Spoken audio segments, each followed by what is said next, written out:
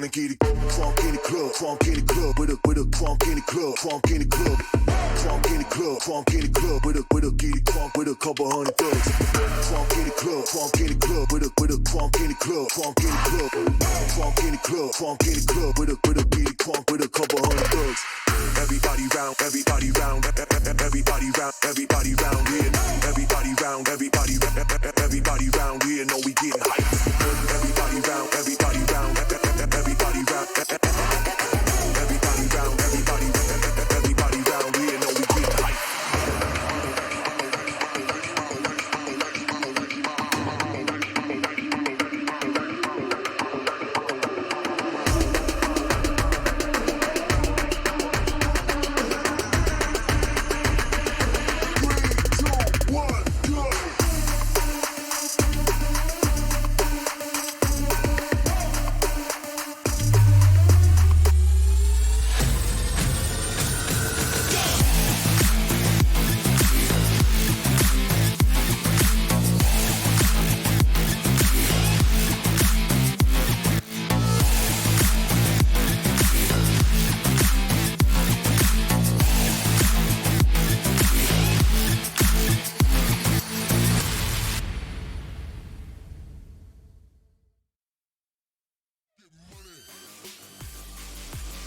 VCT Game Changers APAC Series. This is Stage 3, the last chance qualifiers. Like the name, it is the last chance, do or die moment for this team as they battle out to make it to Elite. I'm Tash Bunny, your caster today alongside Donut, and today is day 1 of the upper brackets.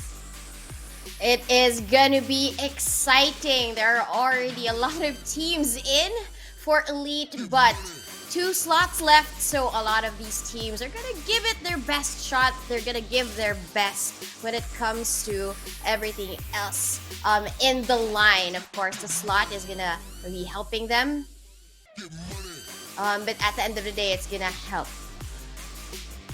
Leslie, the first match of today is going to be X Team Bo versus Black Magic. So as you know, we haven't really seen them cast. At least we haven't casted for them, at least for this year. We've seen their players before, but in your opinion, what do you think are the strengths of this team? Well, I guess I think the strengths of the team is gonna be all about guts, right? Because these teams, they've been battling it out for for the rest of the stages. Stage 1 was all about racking up points. Stage 2 was getting into Elite in some competitive way. But this time, this is their last chance. So the guts and the consistency for them to be able to battle it out now in this stage is gonna be the best thing actually for both of these teams. Because at least in all of the 8 teams that have already joined for this stage, at least 4 of them are gonna be familiar, and then the rest of the teams are quite new. They're experienced but new to the playoffs. Yeah, I mean, when you think about that, let's put that aside for a second, but let's talk about the calendar of events, or rather what's going on right now. We've seen VCT Game Changers APAC happen. We've seen Game Changers APAC open overtime happen, and now after that, we are at stage number 3, VCT Game Changers APAC Last Chance. So all of these moments, we had slots for some players and teams going straight toward Elite. We've seen some of the best players, or at least some names, go head to head again and again, trying to make it to the top. And we all know that in this qualifier, or at least right now, this is a do or die moment. For a lot of these players going in once, they're not even playing once or twice. This is their 3rd time or 3rd rodeo here. And to think that this is the last chance is very, very terrifying when you think about it. And this actually kind of like makes me question, like, if this is the do or die moment, are they gonna play more conservative? Are they gonna go all out? Are they gonna be putting all cards on the table, all strats not hidden anymore? Especially since right now is the earlier parts of the stage. Yeah, I mean, when it comes to do or die, right, we're looking at least 3 different teams who have made it to the playoffs but haven't really gotten this slot to VCT APAC Series Elite, right? So I think it's all about, number 1, being deserving of that slot, and number 2 is the consistency. Because at least for the likes of X10, Sapphire, they have been in the playoffs. They're a household name. Yeah, I mean, they're always going to be top 3, top 4. But look at this, Zolmeraki and the team of NGX is actually here. So I would really say, okay, if it comes to if it comes down to deserving, yes, they have that. But when it comes down to consistency, I'm not really sure if they have it. So now is their chance to prove us wrong. You know, when you talk about proving us wrong, there are so many teams who want to prove us otherwise. Look at the amount of teams who have registered just for this tournament. We've seen teams that we've always seen around, like Big Side, one of the teams that we've seen play before. ARF is not a team that I'm familiar with, at least right now, but they are a team that I've seen all over social media, and their reputation definitely precedes them.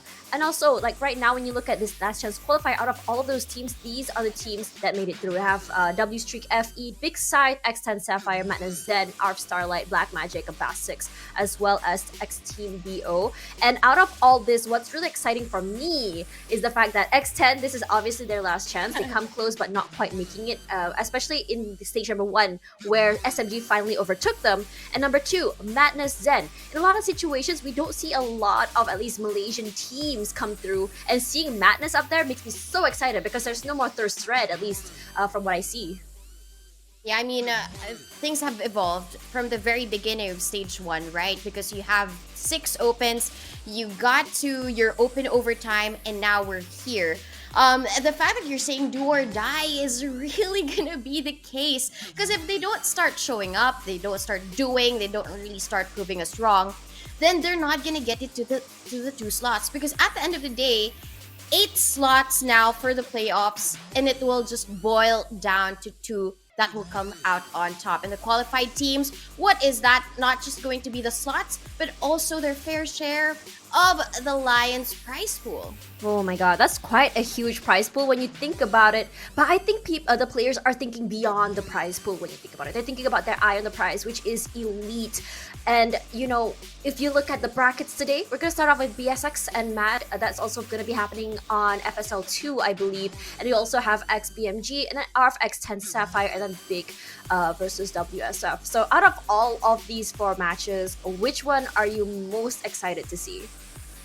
Actually, it's going to be quite a fiery one for ARF and XNS. For sure, ARF, they've evolved all throughout the stages. They've been named different team names. And now that they have been crowned an esports organization, this is going to be something different. So both of the top teams, at least ARF and XNS, will be battling it out. But of course, what I'm looking forward to are also the names that we haven't casted before. all throughout the opens, right? It will always be a staple. Us really Aneri popping off. Us really telling Margot how great she is when it comes down to the Omen. But this is now a chance for us to tell the story of those that we haven't seen play before, like the team of X10 VO and the team of Black Magic. It's their time to shine, and I'm quite excited to see what's in store, because even us outside of the casts, right? We haven't seen them play, so I am excited. I feel you, especially because I'm such a huge fan of that Cinderella story, the underdog story. It's always very fun to see, especially from teams like, I remember that I think the team that was very hyped about over on stage number 2 was Thirst Red. Unfortunately, they didn't really have that Cinderella run, but it's always fun to see whenever they pop off, especially against more experienced players who have their name actually up there for a long time. Regardless, for now, the first match of the day, BMG versus X Team BO. So we all know that for X Team BO, they're an all Singaporean team, and they did go from stage 1 with 1 map loss, and they won over the World of Battle 2-1 in the KO stage to get their place in the playoffs. So it's not their first rodeo, at least for this tournament, and they consistently participate. So I wouldn't say that they're inexperienced. I wouldn't say they haven't made it this far quite yet, and I think this is a very defining moment for them. Yeah, I mean, when it comes down to the other team as well, when we talk about Black Magic, I think they do have the Black Magic, because at least when I saw the last round, like, right, the knockout stage, 16 teams should really be going head to head, but the team of Sovereign was taken out of the whole stage, and that's because of the team of Black Magic. They were undefeated the whole time. They've had consistent 2-0s, and that's the reason why they won, and I want to see them play.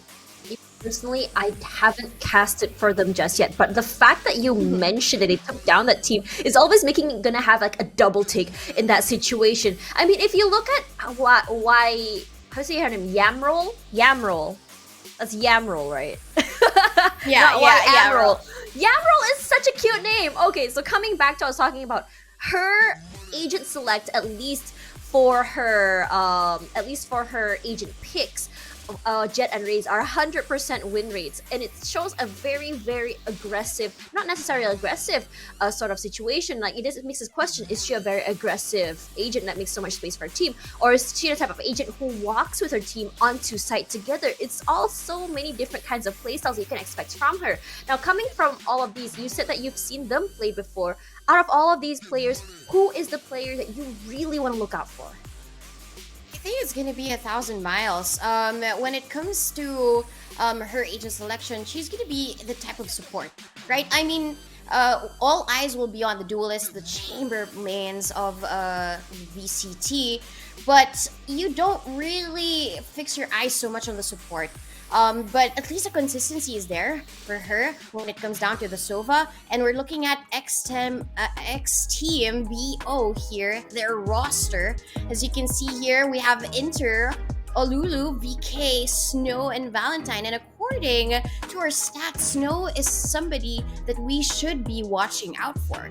Honestly, I mean, she isn't necessarily a player that has like the most interesting or the highest stats, but her picks are very interesting. We see Astra, Cypher, and then on the other side of the coin, we also see a Jet, Reina, and a Raze. So we can see that she can go controller if she wants to, or she can go Sentinel, or she just straight up just pop off and play a duelist. This flexibility shows that she has immense understanding not only for the game, but also understanding on how the enemy would think and work. So this is a very, very scary thing for another team to actually face off against. And on top of that, if you have a Cypher on your team, you have to understand one thing. Cyphers, they're incredibly big brain. They're able to anchor a site on their own, kind of similar to what a Viper or even a Killjoy can do. But the thing about Cyphers is that they can get so much information without even moving from their sneaky little hidey spot. But now let's have a look at Black Magic, where we have talked about 1,000 miles just now. This is, again, Black Magic is an all Thai team, and they have taken out one of the most like big, or at least known teams out here. Regardless of that, two of the players right now were actually Fear Eater Sierra players as well, which really shows that they are definitely very, very experienced. They've played in tournaments before. They know the dynamics of how a tournament is gonna be working. So when you come back to in terms of how they play, they don't really have that flexibility that we can see from the other team, or at least from X10BO, which really shows that understanding. But regardless, sometimes when you have a flexible player, they might tend to overthink, or maybe they might not be comfortable in every single role they play. It might take a while for them to switch into the role they're supposed to be in. But regardless, when you look at the other side of the coin, when you look at, say, Team Black Magic, when they're already set into one role, it makes sure that you are not a jack of all trades, but you are master of one. Yeah, I mean, in terms of being a master of one, it's seen for the rest of the members of the team of Black Magic. But the reason why I mentioned 1,000 miles earlier is because of her ability to form and wear different types of suit. She can be a chamber and still perform. She can be an omen and still perform, or even an initiator and be at the very top of the server. And as we're looking at the map picks and bans, they're going to be banning Haven, Fracture, Breeze, and Icebox, all of these big maps. So I'm pretty surprised that they have selected all of these smaller, I'm surprised more they picked maps. Split. I'm gonna be Yeah, real I mean, with you. Split is gonna be here. No, it's not that. It's just that if you look at the VCT APAC LCQ recently, Split was only chosen once. And the reason why a lot of players don't like playing Split is that 50-50 situation. Yes, you are going to thrive on defense, but if you're not going to get that 4 points on attack, you might as well just call it quits and go home, because that's one of the most horrible situations you can be in. But of course, if you are like maybe team Order from OCE, or even like Paper X, or even let's say even Boom, who thrive on these maps, who plays every round like attack, it might be a whole different story. But if you look at how Game Changers play, we're never really seeing the aggression come through unless it's from SMG.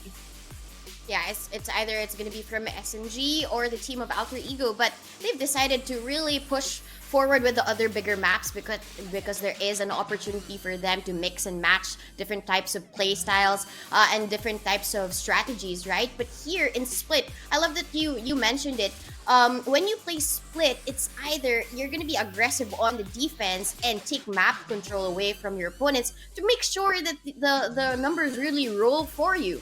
But at this point, if you're on defense, of course you would really want to see the most effective types of agents there, like an Omen when it comes to the Paranoia, and providing so much mobility for either a Raze or a Jet. But I'm quite excited to see. It's going to be a first time in a long time that we will be casting Split, because apparently preference for Fracture and as well as Raze is pretty common for the female teams, but now it is gonna be different. We're gonna be seeing Split as the decider, Ascent first, and then Bind for the second.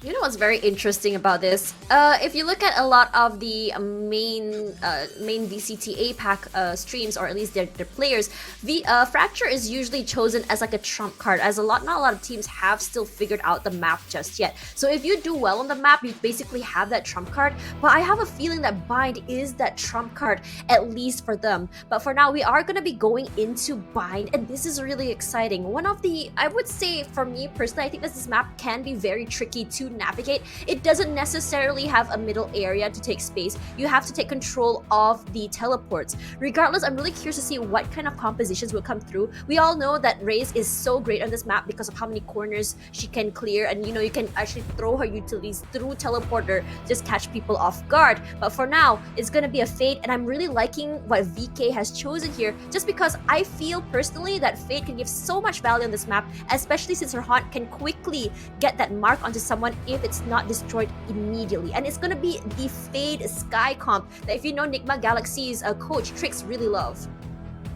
Yeah, I mean, when it comes down to the picks as well, I'm quite surprised that they have taken the chamber into consideration, even after like the rework, right? But I think we're working on a certain patch here. That's the reason why Pearl isn't gonna be on this selection. But basically, I'm quite excited to see both of the chambers really come into play, because at the end of the day, a chamber is going to be important because of the rotations. It's so easy to use the rendezvous for quick rotations, because if the enemies have already taken control of the site, it's so hard to reclaim, especially B. I'm really liking the fact that they do have that trademark as well, but we all know there's only one trademark left. There is a significant nerf onto Chamber. I'm not too sure if it's already been applied, at least to this tournament.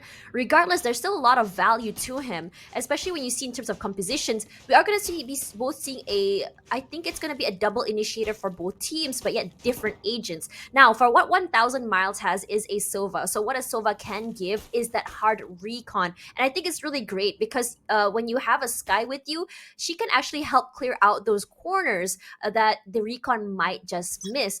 But on the other hand, the value coming in from a Fade, I think by far surpasses, at least this is my opinion, surpasses the Sova just because of how she plays. Yeah, I mean, when it comes down to the Fade, the Haunt gives a lot of value. Just a quick second, even if you destroy it, an opportunity for information is still going to be there. So the versatility of the agent just gives more value, but at least the value here, Sirius gets the first kill. Snowkey is down. Fast take coming through as Yamroll gets one of her own. Teleport's ready. And Sirius gonna find another corner here to play in. I'm not liking how Wish has put herself right inside of the smokes. The smoke criminal play is coming through, but there are going to be 2 players already marked outside of Black Magic. Wish we're now going to be caught off guard by Olulu. It's going to be traded out as 1,000 Miles gets 2. And that'll be the end as Black Magic take round 1. That's what I'm talking about when it comes down to the rotations. If the enemy already has control of a site, it's going to be quite hard to retake. The first one to go down is Snooki, and all of her utilities would be so much of value for the retake. But Sirius was just so serious about getting the first blood of this game and this match, and just immediately everything else, every peak, just so good for 1,000 Miles. And that converts the pistol round to them for sure. BMG, they're going to be able to take the second, not less. And Bo are going to give us something different for this pistol round. I'm really liking this aggressive play. They know that they have that gun diff at least in their sight, but Sirius is the one only without a Spectre. But I do call that Frenzy as an Spectre. This is a very fast take, not surprising as Nova is just going to know that everyone is inside. That a bit of a mishap with the Molly as trades are going to get 1, but Isabel will be trading 1, but Malvis and Yam will get 1 each. For now, it's a 2-on-4.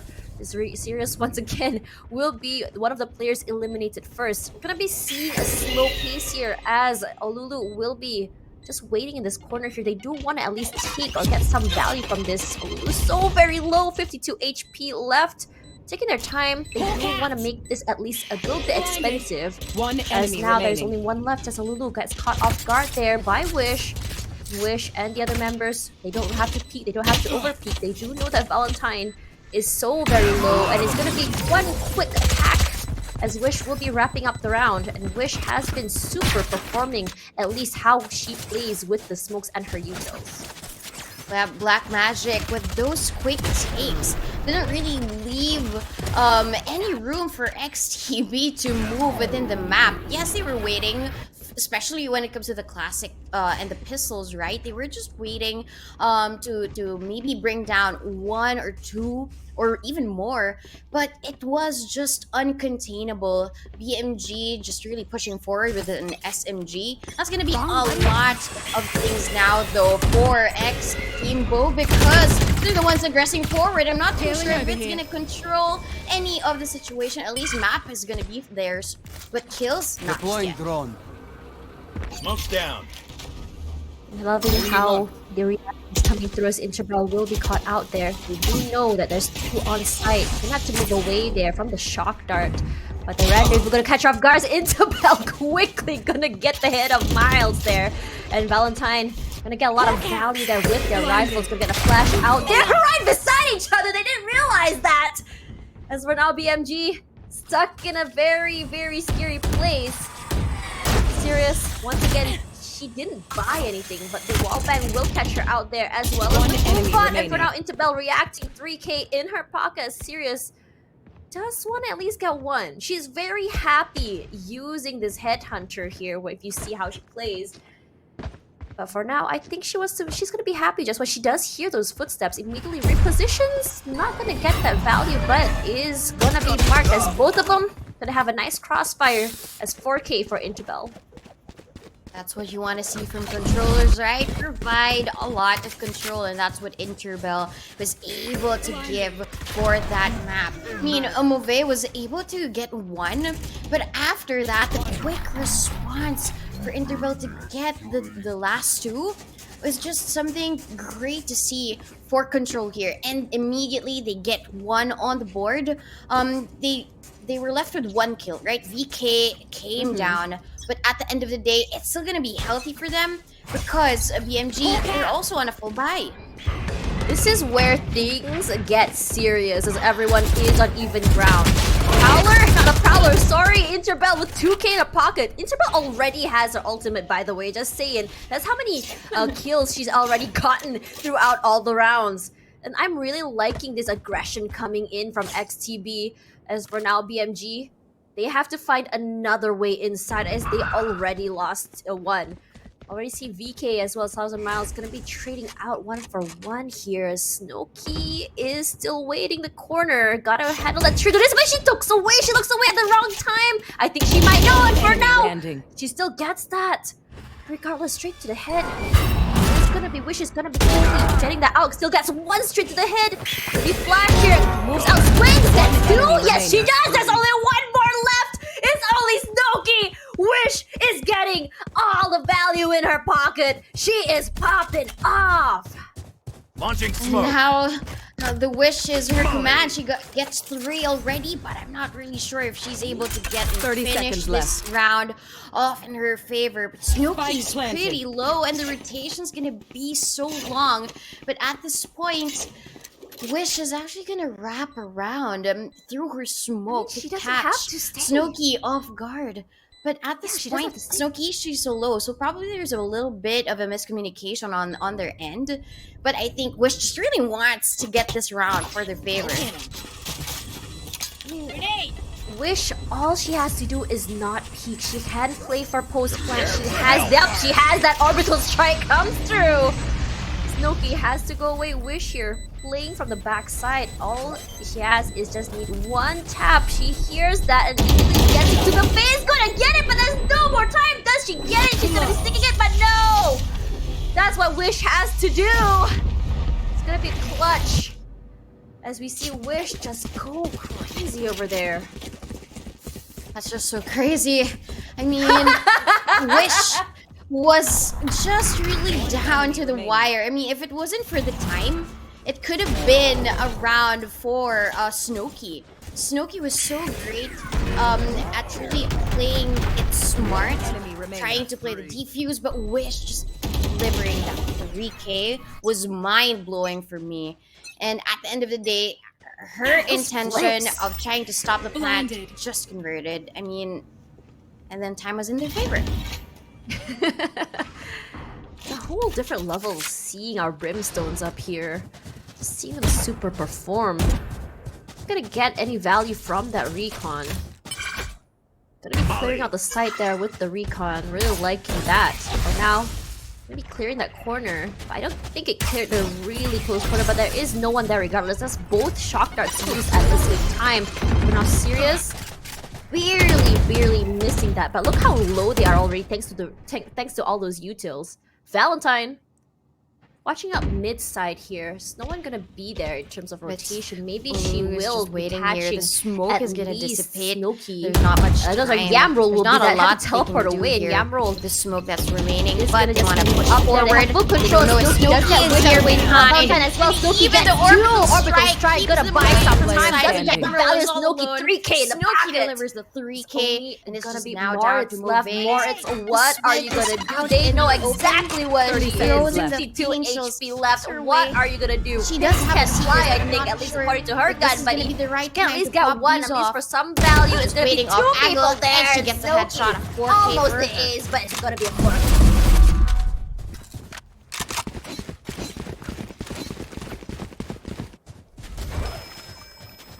It is gonna be a very sketchy situation, at least, as we are gonna be seeing Snooki, at least in Valentine. You see how they're doing this? It's like, look at the crossfires coming through for all of these players, and how they're not able to take sight at all. Really liking how they played, at least for the site, or at least for retaking.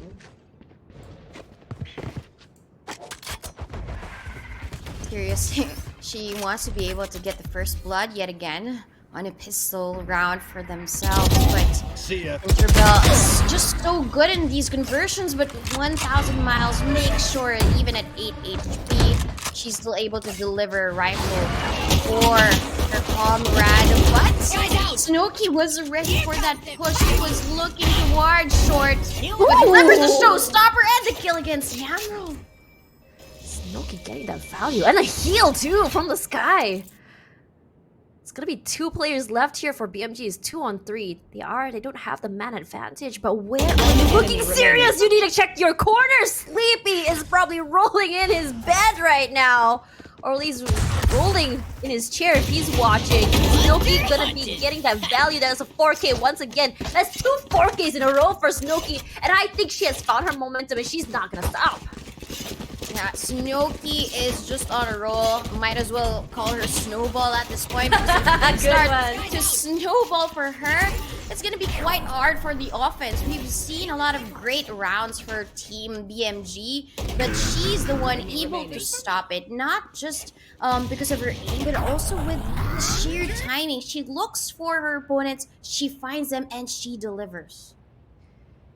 I think this is gonna be a great time for timeout, or it's gonna be for Black Magic. At least if you can see how it goes for Black Magic, I think they trade on trade, or at least if you look at how things go for Black Magic, at least, is the fact that they are getting those frags, but in a lot of situations they're not getting that survivability that they want. They always maybe barely make it out alive. They come in through clutches, and I think in a lot of situations it's best if you're able to at least to retain at least 2 to 3 players, so your economy doesn't really go so low. It's very different compared to how X Team BO, if they were to get around, it's more, I would say, definite, as they still do keep 2 to 3 players alive. So if you see, while it is a trade on trade, it's 3 to 3, their economy is not as affected as Black Magic. Yeah, and when it comes to the economy, you mentioned X Team BO. They're on a roll, and now Valentine is gonna be using the operator, and this is gonna be so hard for BMG to try and break down. Mauve is gonna. She still has the Seekers. She has this a few rounds back. Probably it's high time for them to use it, but there is also that plan to execute. That's why the timeout wasn't ordered. At this point, Snowkey tries to slow them down. Showstopper! Showstopper! Is it gonna get it? Yes, she is! But Snowkey in return actually gets 2 with a paint shell and a vandal. What the heck was that, Snowkey? I am in awe right now. If you see, she did go down, but she did get 2.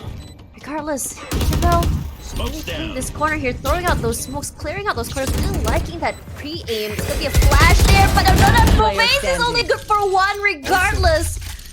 As again, Sirius, last lady standing here. They know exactly where she is. Great crossfire coming from XTV as they get another round once again. Looks like that execute didn't really quite come through, as XTP was already anticipating it. Yeah, I mean, and that was great. All angles covered. But what was really great there was the ability of Snowkey to get a 2-for-1 trade at such a quick. I mean, it was just a fast response for her, right? I mean, they were ready for a push. There was already a recon bolt sent out, but still, her being ready about any type of push from BMG just stops them at the track. Now they have the lead of 4-3. Valentine doesn't get the value of that one shot to the body, but still, Lulu, however, does get 1.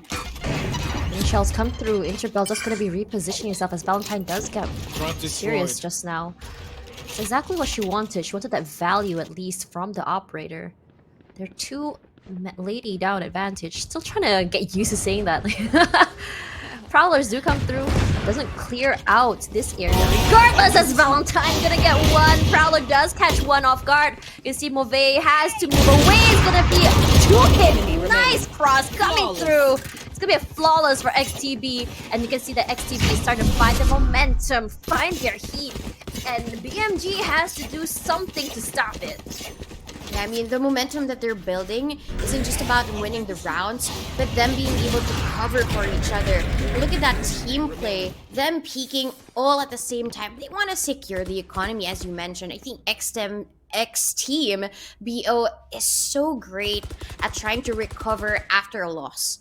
Right? And if you are able to give value to the economy that way, it allows you to get more of these rounds, more and more and more. And if you just got a flawless one, you're rewarded with so much more. And Valentine's gonna be so ready. There was a quick peek, but it wasn't necessarily a kill. I think gonna get an easy plant here, as no one will be pushing through at least. Despite an open plant as well. Prowler does come, not Prowler, sorry, the Trailblazer does come through. It's really hard for Valentine to actually get those picks, but look at that. This is beautiful as you see the Seekers as well as the Nightfall come through as well. It's really hard for the retake. Wish coming in from the back. Beautiful wraparound here. This Wish does get two alongside Movaze. Does have the orbital strike as well. You do hear the tap come through. They are just gonna be repositioning themselves. Wish just playing for time here. She does know that she doesn't have to. She doesn't have to as 1,000 miles. Gets one. Gets two. Beautifully done. That's the crossfire that we wanted to see from them. Yep, and this is how it's done. I thought that 1,000 miles was gonna use the Hunter's Fury, but not at that point. You've already stalled a lot of time using that orbital strike, and them to be able to follow through and just prep themselves for the crossfire. I think Wish did all of her might here to try and control the situation because there was already a planned retake. The Nightfall came through. There was already a push, and if Snooki's already pushing and she's looking, that's gonna be quite scary, and that's a great timing for Wish. I think the idea that they were not using both ultimates at the same time says a lot about how they manage the utility. I'm really liking that. On top of that, that sort of crossfire coming through from them, it was just really great to see as you have one person playing that distraction. Meanwhile, you already see Snooki. She's getting a lot of value from those pain shells. She's gotten like, what, 3 to 4 kills by it? And all these is just putting in so much value as well. And a lot of damage coming through as Beak and Interbell. They're quite damaged when you think about it. But not before Yamroll is gone down, and it's gonna be Valentine that's gonna be caught off guard.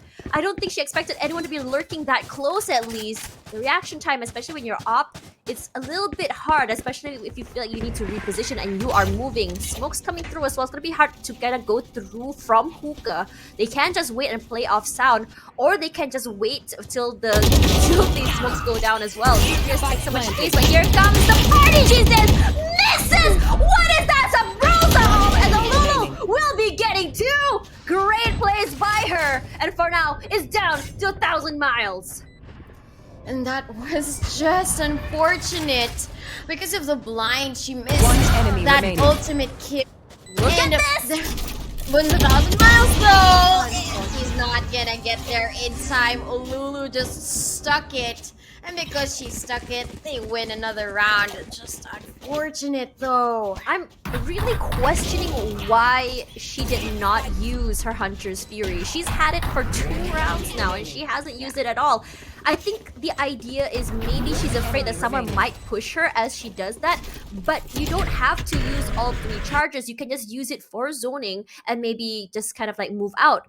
Regardless, this is a situation where I'm just questioning BMG sort of mental, because there is so many rounds in a row that even if they do get it, it's not a fully successful round compared to XTB, who's had flawlesses, or at least have 3 to 4 players still alive at the end of the round. Molly will be buying some time as we are going to be seeing a judge in play here, at least for Yamroll, and we all know the value it can get. Valentine with the tour de force doesn't get spotted out. And by that, as 1,000 miles will be the one going 1,000 miles back into the waiting screen. I mean, the value of the judge can only work if you come close to the site, but at this point, Yamroll also hears a judge on the other end. So it's hard to play a judge on attack, let's be real, compared to defense. Not unless you have to satchel in and really find the timing to get somebody off guard, but at this point, you really have to play close. You really do. You can see this wraparound coming from the teams. It's gonna be they are hitting. I'm really liking that they're trying to take so much space from so many different angles, but they are still 2 men down. As for now, Wish only 8 left. Gonna find at least some space with the Molly as Yamroll. Did she get caught out here? They know she's there. They saw that gun barrel. Yamroll not going to test her luck by pushing through here. They do hear one in that corner here. Snooki's gonna get 1. Gonna be Yamroll getting 1, 2, and Sierra's 1 each as Lulu gets Wish out of the way. Yamroll, she does get that value from the upgraded Vandal there. Snooki gonna get Yamroll out of the way. 30 HP left. It's a one-on-one situation here. She knows exactly where Sirius is. Gonna take up so much space. Gonna be going with a tap here. Sirius gonna be shot straight in the head. 3K for Snooki. My gosh, when you ask something of Snooki, she will say yes and she will deliver. When it comes down to the clutch, I mean, that was just Last round before the switch. unexpected. That was a 1v2. She was already low at 30 HP, but she was able to hit the shots very, very pristine from her. And even if Yamro was able to take them down, if it's gonna be a head-to-head, that was just impossible for Yamro to deliver. I mean, she could have just not peeked that and probably they would have won the round. But if you peek Snooki, as I mentioned, She's she good will at say winning yes to her you. aim duels. Agree. Her aim duels is just insane. I haven't seen a single moment in those clutch situations that she doesn't hit those headshots when it matters. Valentine gonna be playing this close angle here. They already know that she was there because of the Trailblazer. I have to say that she's got big guts playing that angle. Yamro taking that space, but it's Snooki that's waiting for her. Base gonna take that space here. Snooki already with two, gonna be traded off with Swift, but Lulu and Interbell and Valentine getting one each, and that is the power of teamwork. And that's what we love in the Switching defense, right? Team X, Team Bo, they deliver the numbers even after the loss of the pistol round, the loss of the bonus. But at this point, how they're able to deliver is not just about the management of the economy, but also when it comes down to the team play. The retakes are good. They have lost a couple of rounds, but at the end of the day, Snooki's performance individually just shows off that they can be better in terms of the aim duels. But if now X Team Bo also plays together and they play the crossfires, it's gonna be something quite different. So at least at this point, we're seeing a big lead for X Team BO, and 4 rounds in terms of the deficit, Black Magic has to really keep up. Personally, you don't see my face there. I'm invisible. Oh, I'm back. I mean, if you look at how X Team BO plays, and I think they are a team that really, really works off momentum. They may lose the pistol as well as that bonus, but I think they're a team that really takes their time when trying to figure out the Rubik's Cube or trying to figure out another team and how they play. In a lot of situations, I think after they figure it out, they'd be taking round by round. And sometimes even if they lose, it's not an absolute loss as they do take it back at least 2 to 3 rounds before they lose again. So it's really hard to play a team, to play XTB, who are constantly not only figuring out how you're going to be planning on taking sides, but also catch you off guard on how they play. In a lot of situations, you never necessarily see them holding the same sites or holding the same areas. Sometimes you think, okay, it's going to be this player and this player on A and this one on B. They're switching out, which makes it's making it very, very hard to predict, at least from the side of Black Magic. What can they do? Can they play it fast? Not really, because you have a lot of situations where sometimes you'll be seeing, I think it was Wish, not Wish, sorry, it was their Brimstone. I forgot their name, so sorry about that. Who is playing those close corners and catching you off guard with the judge. But sometimes you are also Interbell, sorry, there you go, Interbell. Or sometimes you'll see Interbell playing those long angles as well. This sort of mix-ups is just so great, and I'm really liking the flexibility coming in from XTV. Yeah, I mean, when it comes to the analysis, right, you would think that given this buy, it wouldn't really be something in favor of X Team BO. And then when it comes down to how they're really playing the defense, right, these positions, whether it's going to be Valentine and as well as the Sky there in the long, you don't really think that that will work, but they make it work. And that's what is surprising about this team. You don't think that Snooki will win that duel because of her position, but she manages to make time and effort to really think it through and really establish that clutch moment. I'm really liking as well their utility usage. I think from the side of Black Magic, they are utilizing their utils very well, but in a lot of situations, by the time it comes to post-plant, perhaps they would have already run out. It's only because how aggressively XTB is playing that they're forced to put those utils out. They need to figure out how exactly they're going to be able to manage it without actually getting baited out like that. Yeah, and did you see the score of Snooki? 21 kills in the first half.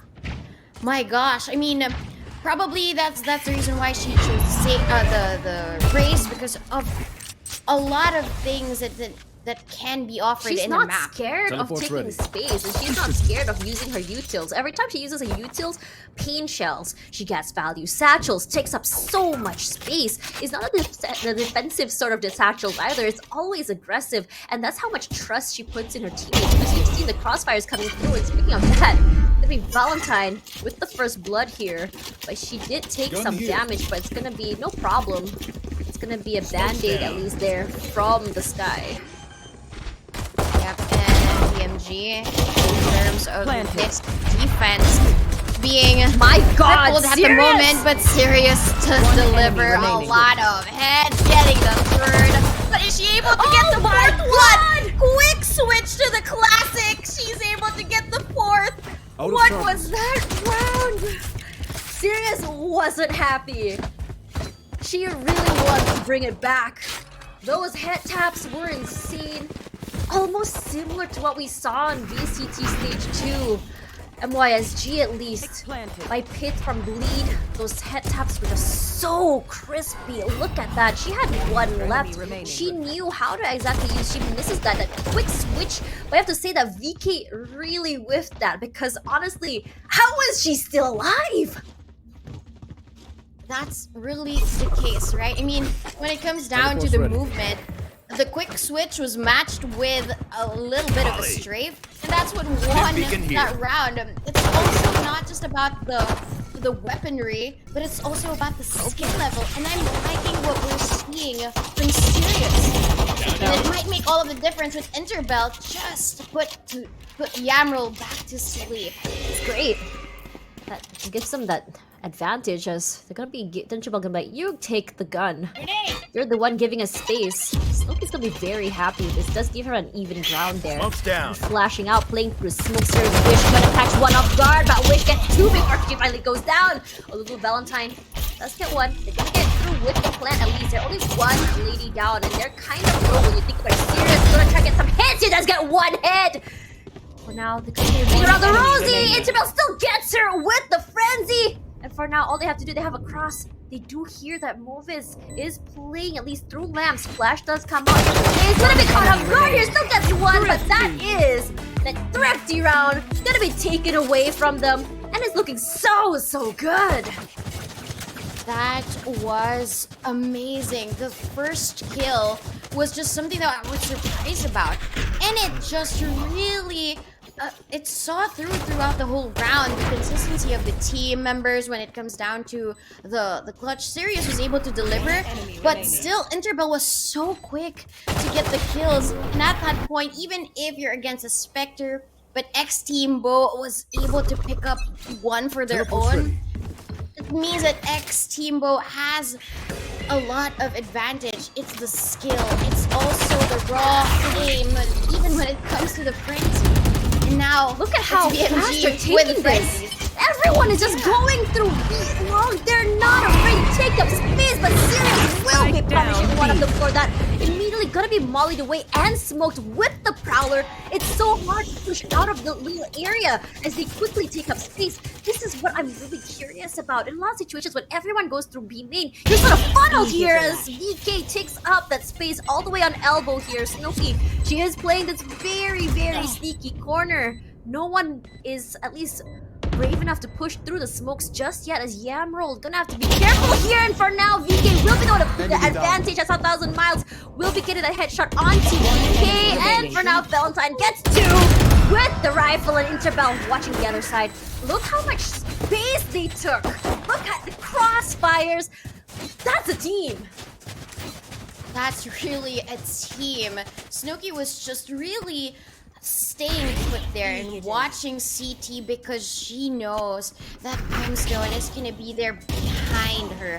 And at this point, even though VK fell down, Valentine just made sure to be able to get that double headshot, double kill against BMG. But at least at that point, BMG was on a low buy. You want to play? And this Let's is their play. time to shine. Valentine is actually going to use the tour de force instead of buying up.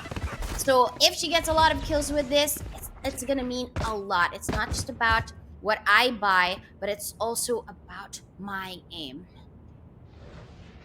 I really enjoy this change of pace coming in from XTB. Just now we saw them really quickly take a site. For now, you're seeing that kind of noise before they finally go fast again. But it's not necessarily the fastest I've seen, as they just try to play around at least with what they can expect from site. Immediately they know, okay, that's smoked out. We already at least baited out one smoke. Let's just go back. They're not afraid to just really take their time in picking where exactly they want to go, because they do know that they have a lot of time. For now, I think it's gonna be A.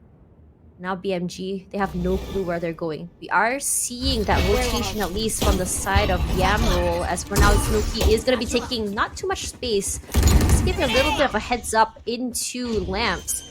Valentine already taken up showers here. All she has to do is wait. Snooki and BK going to be there with that double crossfires. BK gets 2,000 miles, going to be getting that one straight from her. Snooki gets one more. Sirius going to be fighting Valentine all the way in showers. Sirius and Wish, only two left here, as Snooki watching the other side straight to the head. And for now, it's gonna be serious. One lady against three from XTB. Watch your corners is what you want to do. It's Alulu that sees her gun barrel first, as 11 points is gonna be 12 soon, and BMG hasn't been able to figure it out. Yeah, not just yet. In terms of the ability to get the kills, right? We know that Sirius is able to make that happen. At that point, when you're against three, there's so much pressure. There's so much to do. But Snooki's ability to take these precise shots together with the Lulu to finish things off just really means X Team BO, they prepared for this. They have been waiting for their moment, for this stage, and they show us how it's done. BMG, when it comes to figuring it out, they have to do it now because match point is almost there for the team of X Team BO. Really look how low BMG is as they try to play aggressive. Not necessarily punished for us. Really gonna have someone caught off guard, at least in terms of rotation for Valentine. That just gonna cut noise here, as I think they're just contemplating whether or not they want to teleport. Yes, they do immediately. It's gonna be fast rotate onto A. You see Snooki in the back. She's gonna be the last one onto site, but it's good because it does catch anyone off guard if they are lurking. And for now, Valentine a little bit faster with that flick, at least for 1,000 miles. You see immediately they're gonna be planting it, and they're gonna be taking up the space, trying to play off that information there, as the Prowler does find someone at least from CT. Snooki waiting to corner her. Valentine with the 3K already. Snooki just spraying out. That's all they have to do. Aggressive pushes. Amir Yamroll gonna get one with the shorty. And now she's just waiting. 12 HP. It's a tall glass for her, or tall order rather, for her to bring out here, as they are not gonna push out there, as Valentine gonna be securing it with the 4K. And this is Valentine is saying, I too can be getting the frags. Match point. That's so great from X Team BO, because they've done all of these rounds, but they do it so fast. And then now we're up to match point. We just started the stream and now it's almost done. BMG, you mentioned they haven't really tried to figure this out, but they have to do so because it's almost going to be over in Valentine. Even if Sirius can do it, then I can do it too. And a timeout is in order for the team of BMG. They need to figure out how they're able to get the kills, because they're now on the defense. And they've actually gotten more rounds in attack than they do now. It just goes to show that X Team BO, if Black Magic was so good in terms of taking space away in the early rounds, then they can do so as well. Snooki, when it comes down to the kills, I mean, it was 21 in the first half, but look who showed up. It's actually Valentine being able to stack up the numbers, not just when it comes down to the lurk, but also the post plants. Because if you're looking at the minimap during their post plants, you would see them, 2 people looking at CT, 2 people looking at Heaven, and their positions aren't going to be seen from anywhere else. That's great teamwork and great showing from X Team BO. I think what I really like about how Valentine plays on attack is that the fact that she's able to lurk. She's just catching everyone off guard in terms of rotations.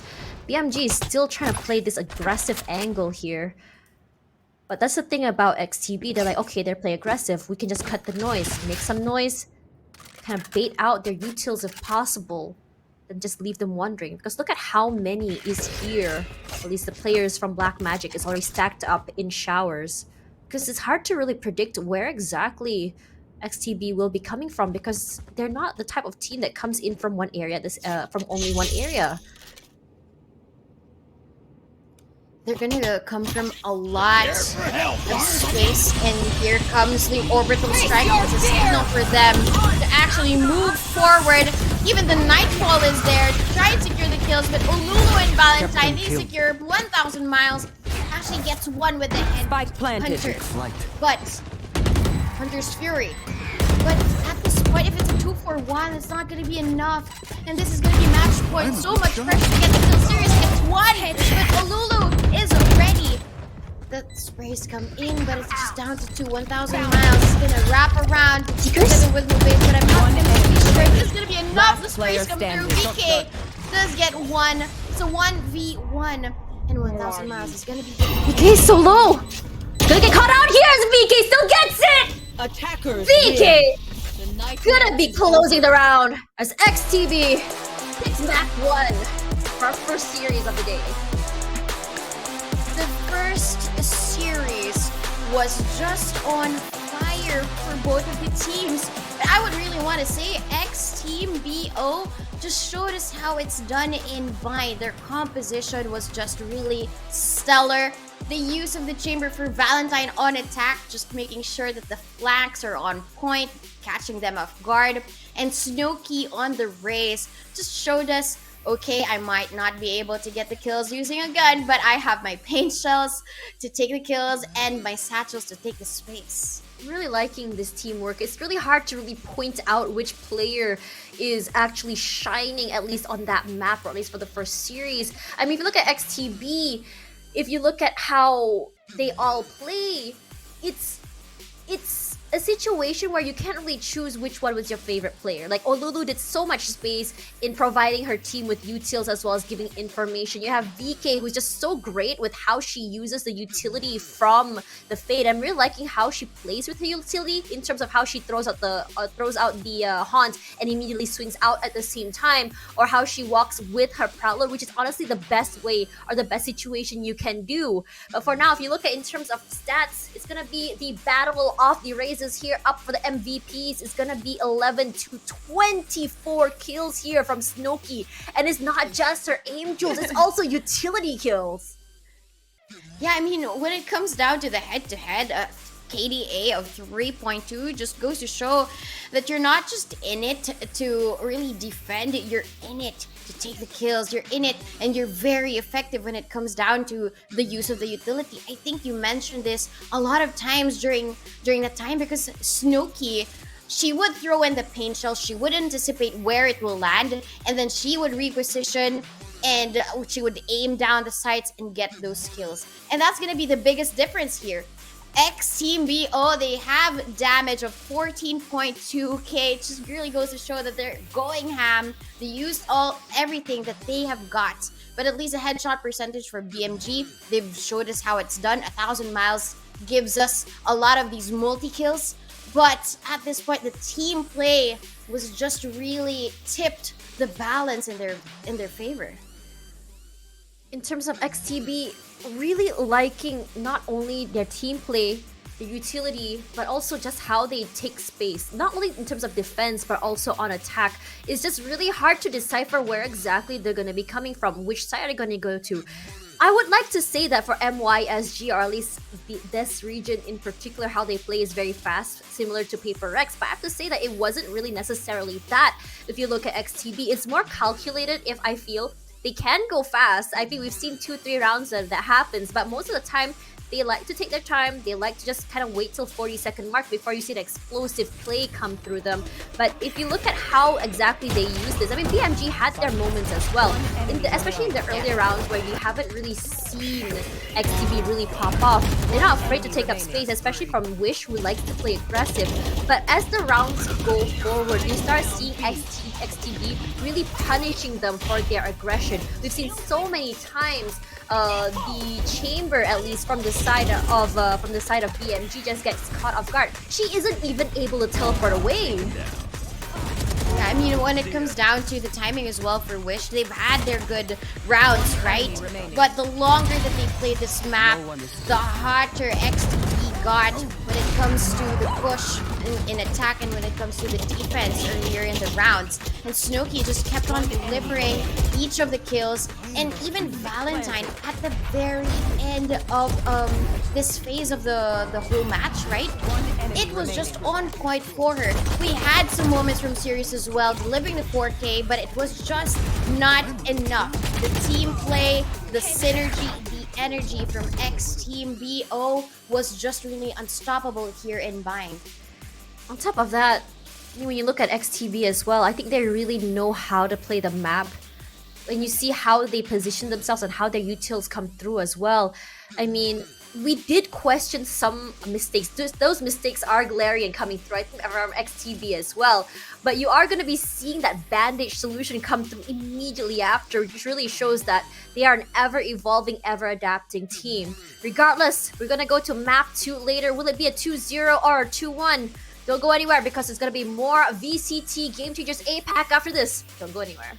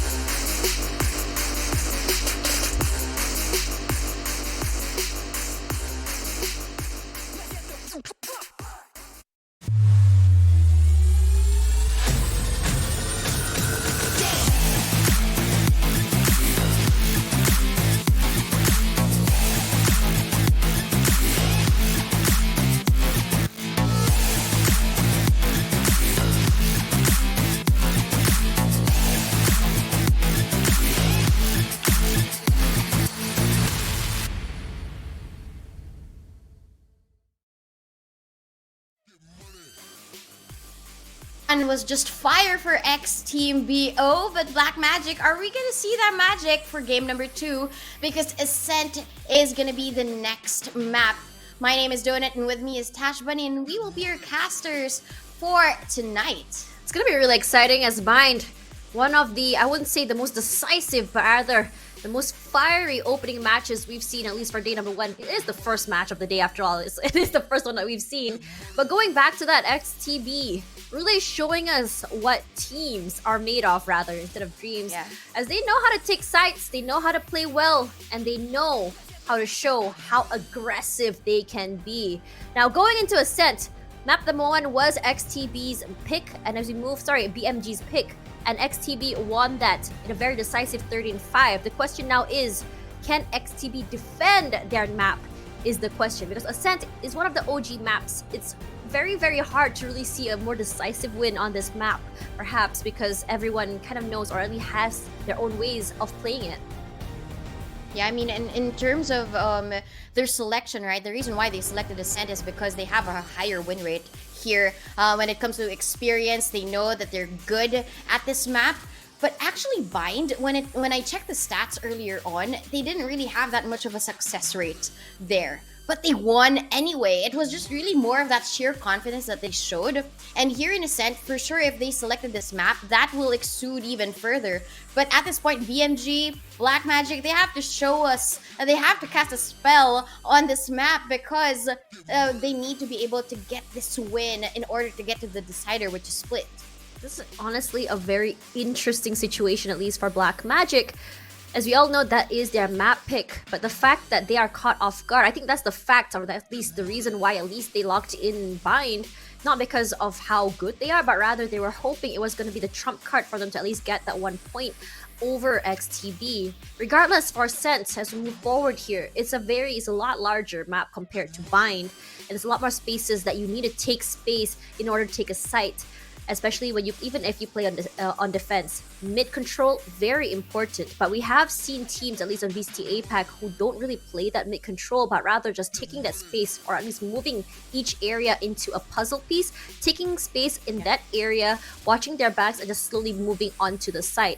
Regardless, from XTBs, at least from how they play, it looks like they are very, very aware on how to navigate through those corners and take up space. My question is, what exactly does Black Magic have, or what ideas do they have to counter this? Because since this is XTB's actually map, I would assume that they have already a game plan to counter it.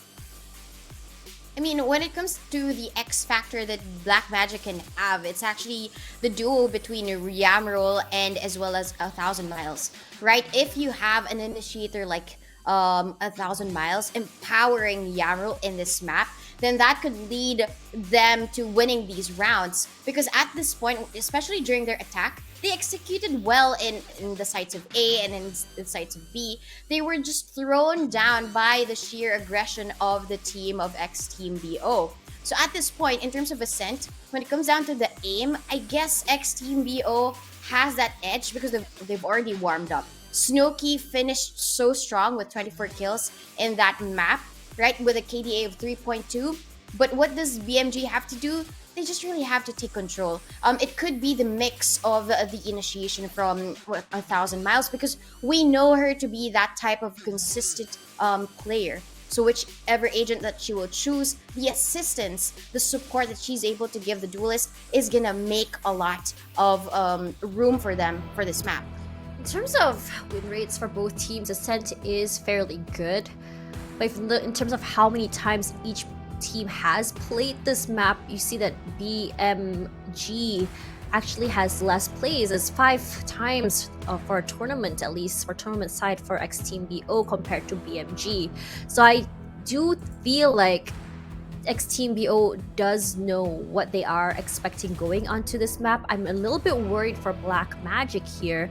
I mean, when you look at their lineups, at least for how they play in terms of Ascent, they only pretty much have one sort of lineup or comp compared to what XTB has, which is 2 different ones. At least the most played ones for them, at least, gonna be a Jet, a KO, a KJ, and those are like what you usually see. Regardless, everything's been at least picked for the teams. It looks like XTB going for more of their what they're comfortable with, what worked in the past. As for Black Magic, I'm truly hoping for that Black Magic as we go into Split, because it is gonna be one last time that we see this map before we move on to the next tournament. And I think what's the most important here for the team of Black Magic is them being able to utilize 1,000 miles this time. Because 1,000 miles, she's able to take down the kills. But if you're too focused on getting the kills, then you don't really have that much time or that headspace to use all of the utilities for support. Yeah, I think we saw that happening as well in that last match, in the last map as well, where it feels like she's just so overwhelmed with what's going on outside that it felt like she was a little bit tunnel visioned, I think would be the right word for it. I think her team needs to give her that space in order to get that value from those utils. Now, it's going to be XTB on attack here, as Winterbell will be the one to open out. She get the dink, both one dink each. Immediately going to go for that orb, and this is going to be real good for Interbell. If she's able to farm those orbs, those lockdowns are going to give so much space, at least for retakes or even on attack.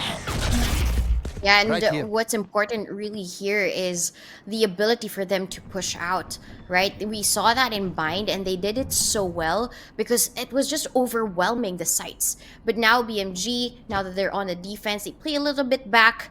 We're left with Move here in Heaven, and then the Jet as well, they're on the site. But immediately, a call for a rotate towards B is something that they want to pursue. And it's going to be the Chamber and the Silva here just guarding. Not really sure if that's gonna be. Yeah, that's a good use of the turret, it's right? Very okay, somebody's gonna be there behind. What we see from Team Secret before, it's gonna be Snowkey opening it up right now as she moves in again. We had to see that reposition coming through from Sirius, and Move gonna be coming in. Immediately gets the overheal here, and immediately gonna see that wallbang come through from Yamro. Move one as well. Speaking does that Move, but Yamro will be closing it off. It's gonna be a very, very good opening from BMG, and they're gonna be very happy with that. Definitely, this is the streak that they want to get. They want to keep on rolling until they get the favor, right? But I really loved what Interbell was able to do there. She used the turret as a recon bolt. But at this point, BMG Move, right? Killjoy as an initiator. Oh my god. If you're not going to be able to recon in time, then I have it covered. I have the turret. And it was a confirmation, right? Somebody's there towards the site, so we have to anticipate that. A technical pause here, but as I said before, this is something that I haven't seen in a long time. It was Team Secret that used that. Sorry, it wasn't Team Secret, it was Oasis actually that was using that over on stage 2. Now, usually if you see how a Killjoy is played, it's usually for those number 1 lurks, number 2 anti-lurks, number 3 making sure that there's also an anti-flank. That's what's so great about her utils, kind of similar to what we expect from a Chamber. But seeing how Interbell played that, I think this is my first time seeing this on Game Changers, at least from what I've casted. What do you think? Well, it's something that you would want to do, right? If you're playing as a Killjoy, you usually would play independent, so you would need a teammate or a buddy. And at that point, a turret was the buddy. And given Interbell that was just like, I put my chicken here, I rotate out behind the chicken and catch you off guard. Surprise! Yeah, I mean, the chicken just said, yes, somebody's there. And that was their ghost signal. That was a tick for them to actually move forward, because if there is a chance for a reposition, then we already lost time. I really like and that was a... Sorry. I was gonna say that it's so great, the idea that she used it there, because you already know that someone's always gonna be close to that area, especially if there's a smoke. It's a very famous area for you to go down, and the idea that she used her turret that way just gave a lot of value. It's not gonna be the recon ball, at least from Valentine is gonna do that, but let's talk a little bit about the pick here. Like, I was expecting Valentine to be on a Chamber, but instead, we are going to be seeing double initiator with Olulu instead of a Sky on a KO. What do you think of this lineup? Well, at least now Olulu has a lot of room to use the utilities. Like, I loved how she used the Sky earlier because it was really her ability to take space together with either Valentine or with Snowkey as the Rays. Now, it's not just about taking the space, but it's also being able to convert the kills. Because if you're immobilized, then you already just have your raw aim. And at this point, if they have that advantage against BMG, the more that they can get the wins. And the Bay doesn't really stop Oh at their my tracks getting God. the kills, and 1,000 miles gets one for her. Look at One how enemy clean remaining. that was. It's a firing range. You see BMG, they pretty much have already stacked on to B. They already know that they're going to come through there. So that's the aggression that we can come through when we know that BMG does have the advantage. Yamroll didn't have to do anything, even with the Marshall. But for now, this is a very scary situation. Not very scary, but rather the bonus for XTB. The question is whether or not they'll be able to retain their Vandals. I mean, we've seen success for them earlier, at least for round number in the second half. The first half, they did lose their bonus. Now, for XTB, they're a team that doesn't mind taking their time, but we really need BMG to at least win this round so they can at least get a lot of value and momentum, at least from here, before they finally get into a situation where they can finally equalize together. Yamro pushing through! This has to change her mind. Is Snooki for now? Let's know. There's someone at least in there. Gonna be repositioning themselves once again. Yeah, they know the value of getting these orbs, right? Orb control is very important, and they sent out 2 people here in B, 3 people in A, just to make sure that they take that, because it's a big advantage, especially on attack, as you mentioned. Mid control is such an important play, or the strats when it comes to the pushes, and that will help them and assist them in trying to get the space away from BMG, because they need it at this point. They need to be able to convert, and there's no confirmation as to who is there by Garden. Hard to say. And I don't think Sirius actually spotted out Interbell there. They do know there's a turret, but immediately she's gonna come in, take the space here. I don't think he knows that she already passed through, but there is gonna be some firing range. 30 through. seconds Oh my left. god, Sirius so very low, had to reposition right now. Defeated. Interbell? Sorry, Valentine. Gonna find Yamro here on Pizza, as Valentine gonna be stuck here from both little areas. Not even good for one, but it's gonna be the plant at least coming through. A little watch in your area here. They're gonna be breaking that area. Sirius with only 2 HP left. A small sneeze is what's needed to take her down. It's gonna be breaking that turret here. Olulu is flash, but it doesn't really matter enemy because you're remaining. playing that close angle. Olulu pushing out here. Olulu, good for 2. Same with Snooki. Clean. both of these teams, when it comes down to using time, they will play it either very slow or very fast. Case in point was the round previous to this. But this time, the post plant, whenever they would come in, it's gonna be either 2 kills, multi-kills for each of them. Like Olulu being able to just fastly react to that situation. Okay, there's already 2 taken down there by Market, so for sure it's gonna be CT. For her to be able to fix her eyes behind it and secure the kill, it really goes to show the great communication between this team. And that's the reason why we mentioned the team play just really overflows for this team. And now that they have the guns, we're going to be seeing a lot of their performance here go up immediately.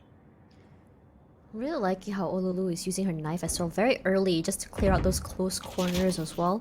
But in a lot of situations, BMG had already read that. How they countered that was stay a little bit behind, wait for the knife, and then play close.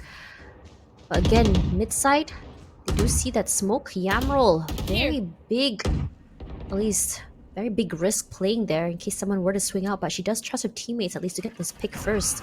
Do spot out that, and that knife barely misses her. Smiles getting in from hell. Unfortunately not getting that recon out, but they do know someone's there. VK immediately through the head. 1,000 miles wasn't able to do anything. Those sprays coming through here from Olulu. Interbell does get wish as well. So for now, door has been closed One as enemy Interbell player immediately standing. gets 1 VK as well as sprays come through, and Sirius only good for 1, but 4 still very much live. That's what's great about this one, because at least economy is still in their favor, and that's what's good about them, right? I think you mentioned this in Bind. for them to be able to manage their economy well. And that's seen with how they're positioned. The crossfire will always be a mandatory during the post plant. The double peaks there, a jet up top, that generator, and one at the bottom, just to make sure that they have all of the advantage. And if there's anyone just have fun? one person left, then we push forward. Oh, they're gonna play aggressive here. Look at that, immediately rushing through. This is at least the idea or the advantage of when you are on You should run. eco. But for now, you do see that come through, which is the lockdown. Really be moving through with the Sova drone as well as the bot, the turret. No one's been able to pick up space, and this is my question here: is too much utils or just being Spike safe? But Spike plant does come down here as Yamro's gonna have to break that door. They can't get value from this eco, at least for BNG. All they need is to take picks. But you are seeing that Null Command come through as well here. Smolve plays high area here. She's not gonna be able to get a pick. Maybe she might. Catches one there, straight to the head. Maybe good for two. Back is off. Let's go to trade off with Sirius. Olulu does get one as well. Yamro does get the value from the Stinger. Wish does get one, and that's the Thrifty, I believe. Yes, it is. And this is the amazing thing that we see from BMG. They're really great at the Thrifties. Yeah, I mean, when it comes down to the Thrifty and them repositioning, that was a great decision for Move. Okay, when I'm paranoid, I'm just gonna stay here and not move a muscle so they don't know where I am. But at that point, and she peeked out, and that was a big advantage. And at this point, Snooki was also so busy trying to get the chamber out of the way. That was serious. And the rest of the members, the trust they're able to give there for the rest of the members to take the site just really goes to show, okay, we're also confident in the team play. They're also confident, even with menial weapons, the Stinger, the Sheriff, we're still going to be able to get the kills. And the timeout now for BMG, even if they've won the last round, something that they want to secure because now they have a bye. What do they need to do here with all of these Vandals and now even the full utilities? Are they going to push forward once again and try to play a risk? Or are they going to keep it safe once again? Because every time they keep it safe, X-Team BO actually gets them at the perfect time. It's honestly great that they're taking this time out. That Thrifty is definitely something they need, at least for their moral. One of the cleanest things I've done. Because if you look at what XTB did just now, that was what? You had a lockdown come through, as well as so many utilities. And I'm wondering if that was an overheat, because they used so many utilities so early, especially since the lockdown is already there. You don't really need the Owl Drone as well as the turret. Enemy mark. Regardless, it's always good to be safe, as for now, Interbell does get caught out there. Gonna immediately move backwards, gonna use that Nano Swarm bot. Nano Swarm just to kind of take up space. Placing Put alarm the bot. alarm bot there as well, gonna quickly reposition and recool with his friends. Try to clear out mid this time. Mid control is what they want. There's a Leer from Move, but it's going to be easily destroyed. Paranoia comes in, but it's not necessarily Spike down gonna mid. kill. Yamro actually does from behind. The flank is punished, and Olulu does get one as well. They immediately think that they have free. Snooki? Still Wish is gonna be here. That's why there's gonna be a chase, but Snooki just wants to bail. She wants to take the site because that is their objective. She's not afraid! 6 HP, she still pushes out! She does not care at all, although she does a job. Spike does go down as well, thanks to her. Now Sirius gonna find those angles that she can play with, but look at these very scary, small, little tiny itsy-bitsy angles they're playing with. Sirius does put one hit, really gets one. And for now, they don't realize there's someone in hell here. Yes, she does. The wall bang, only 6 HP has to worry about. Gonna be Interbell. Lulu gets one each here. Sirius gonna try and get, immediately gets this 3K in her pocket. Gonna be a win though, regardless, as Olulu doesn't swing out. Play safe. That was an almost win for BMG, but X-Team BO, with how they're positioned, you would really think that they would win because of their aim, but no, it was also these odd positions that you would think, okay, one would be Hell, one would be Jen, but the position of Ululu and as well as Interbell was what won them that round. You would really think that they would be playing towards A main, but no, it's actually gonna be guarded, and that was a good space for them to take because there was a crossfire for anybody who would walk through. But at the point for the post plant, they were ready for any type of defuse. It's a great idea as well how they played that. They weren't expecting two people to be there, especially as they taken out Interbell. Now Sirius! Woo! Did not manage to survive that. VK sharp! Outgunning that tour de force. She's been very great at taking on these duels, right? Even Yeah, she when it comes does. to bind. She really is, if you think about it.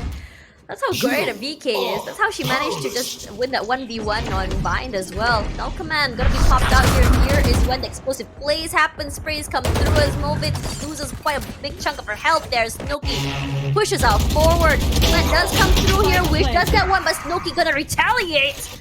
Said not today, Zerg. Interbell is very aware there's someone at least on that site. Gonna be quickly meeting up with her teammates.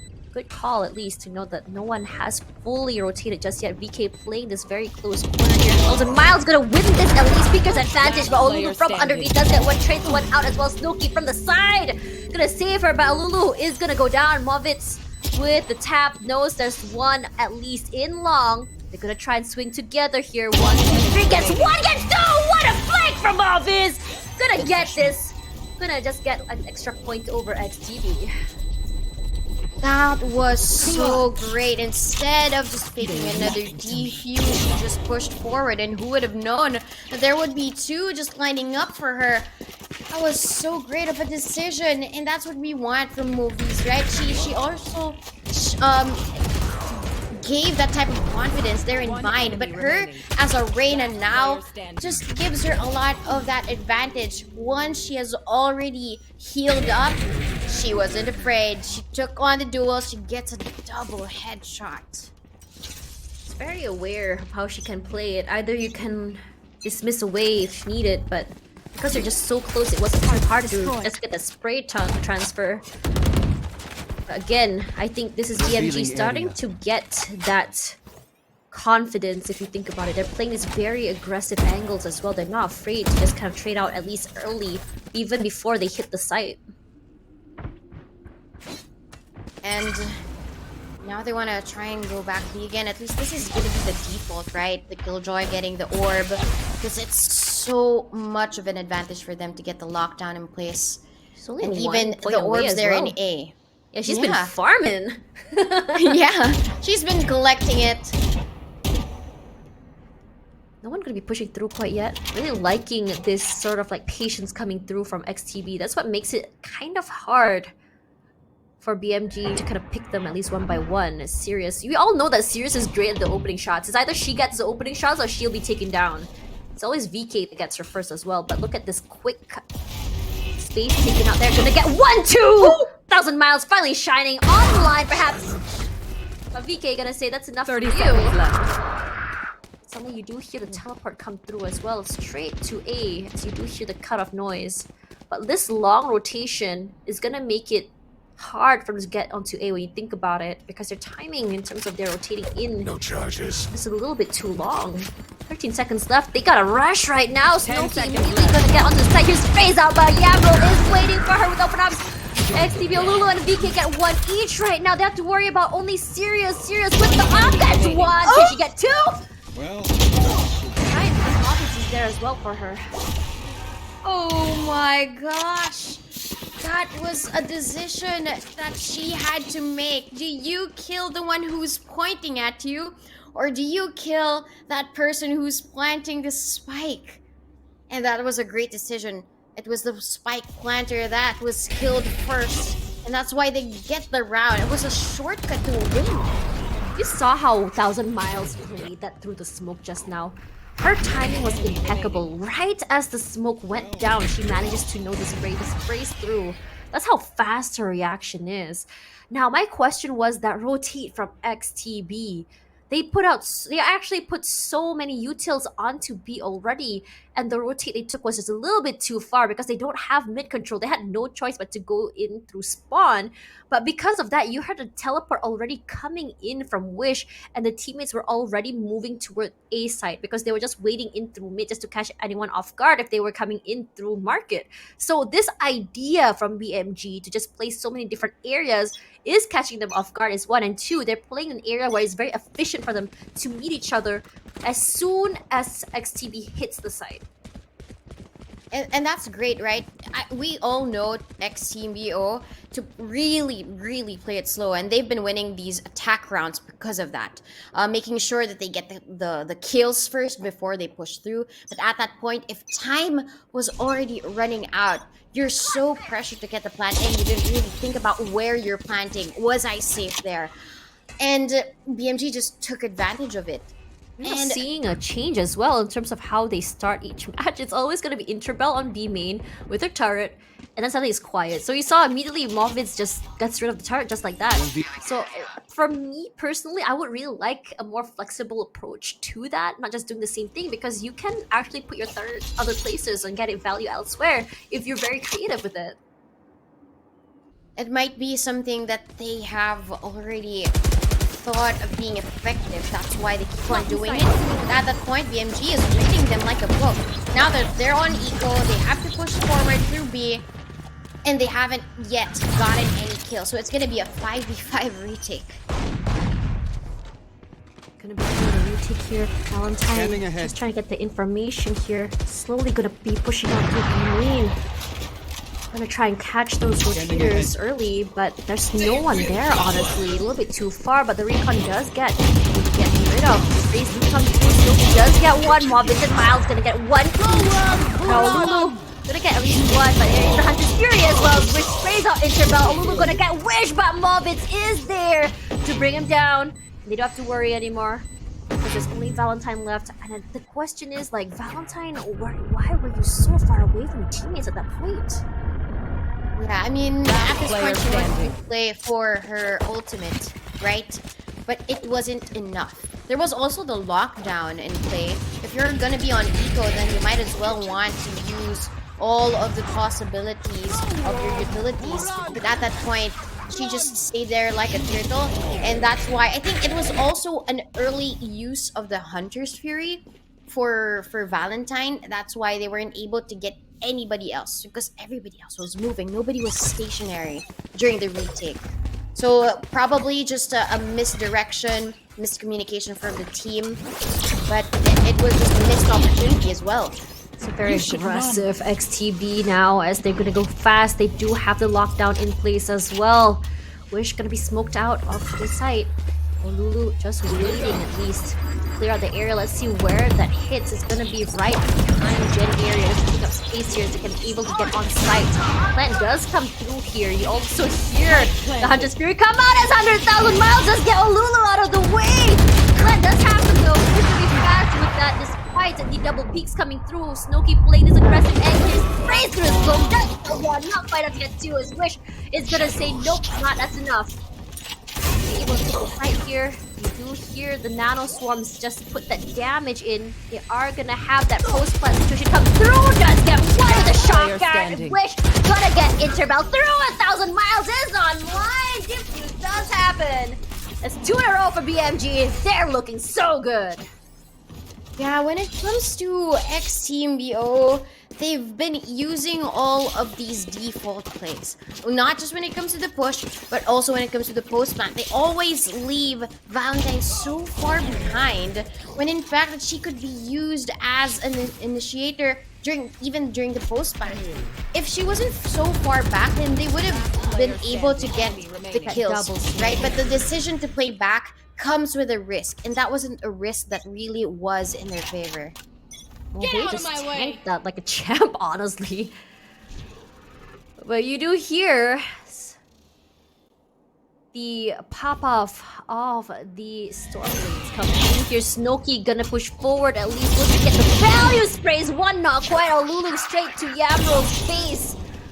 Not gonna get that hit of the wall. Serious Olulu good for 2 right now as Noki does go down to Wish. Nearly taking sight once again. The problem at XTB right now is the post plus. Let's see if they have a different plan.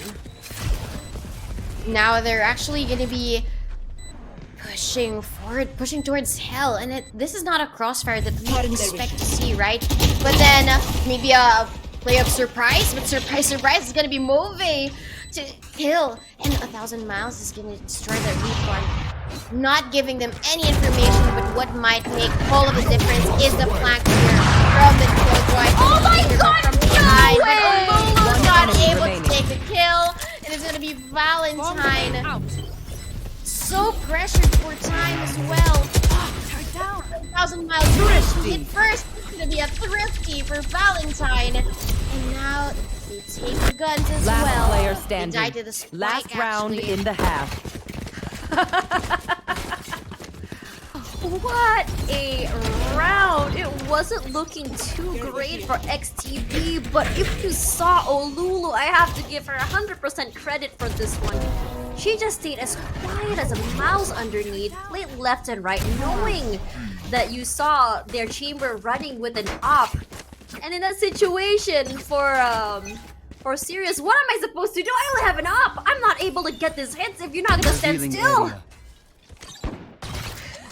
That was just a mess of a round, but still it was in favor of BMG. They're able to still take the wins. Actually, it was X-Team Yo's, but you know, BMG, what they're able to do here with Wish's ultimate is information, but there was nobody spotted except Orbs just put down to waste, but Interbell still able to convert to a kill. 1,000 miles is out for revenge, but Interbell still secures the kill.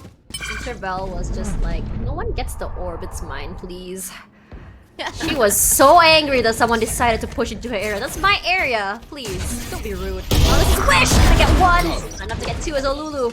Crossfire there with her teammate. Gonna get a lot of value there. Serious. We'll find Interbell in return. Valorant on the side here, straight to the head.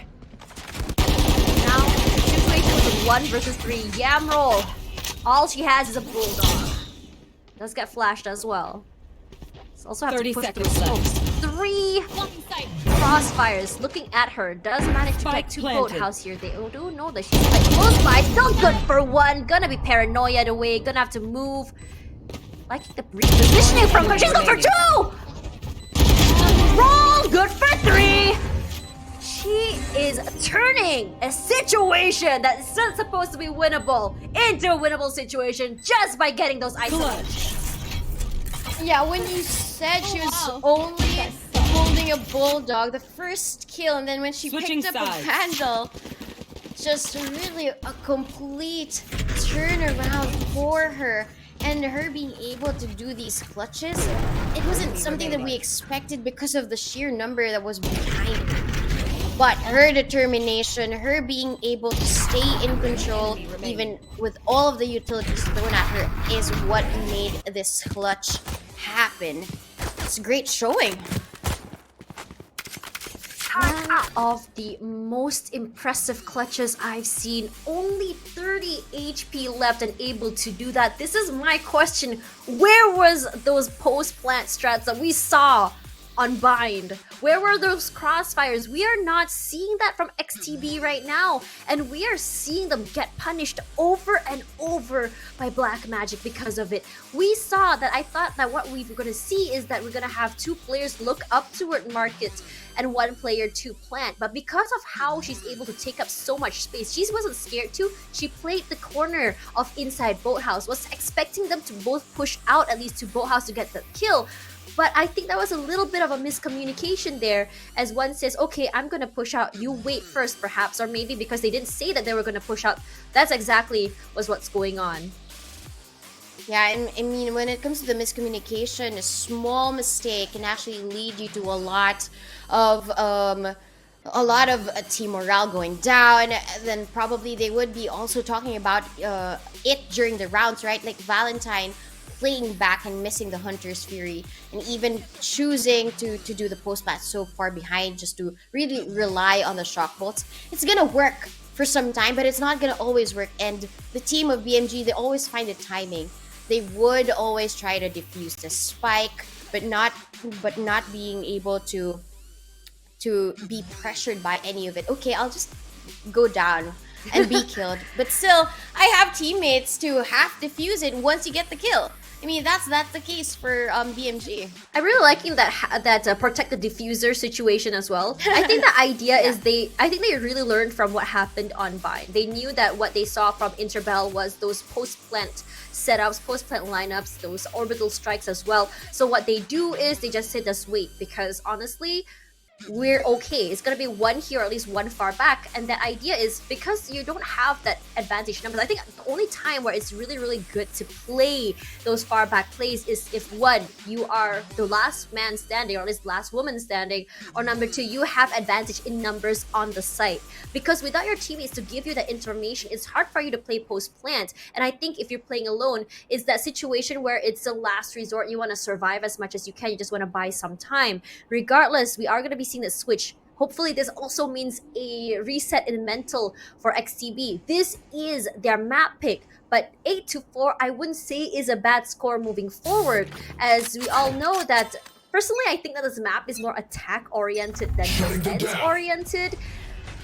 But I could be wrong, because from what we're seeing right now is just BMG playing great retakes. They don't have to worry too much about not allowing that space from XTB. They allow the space and just play retakes. They're not worried.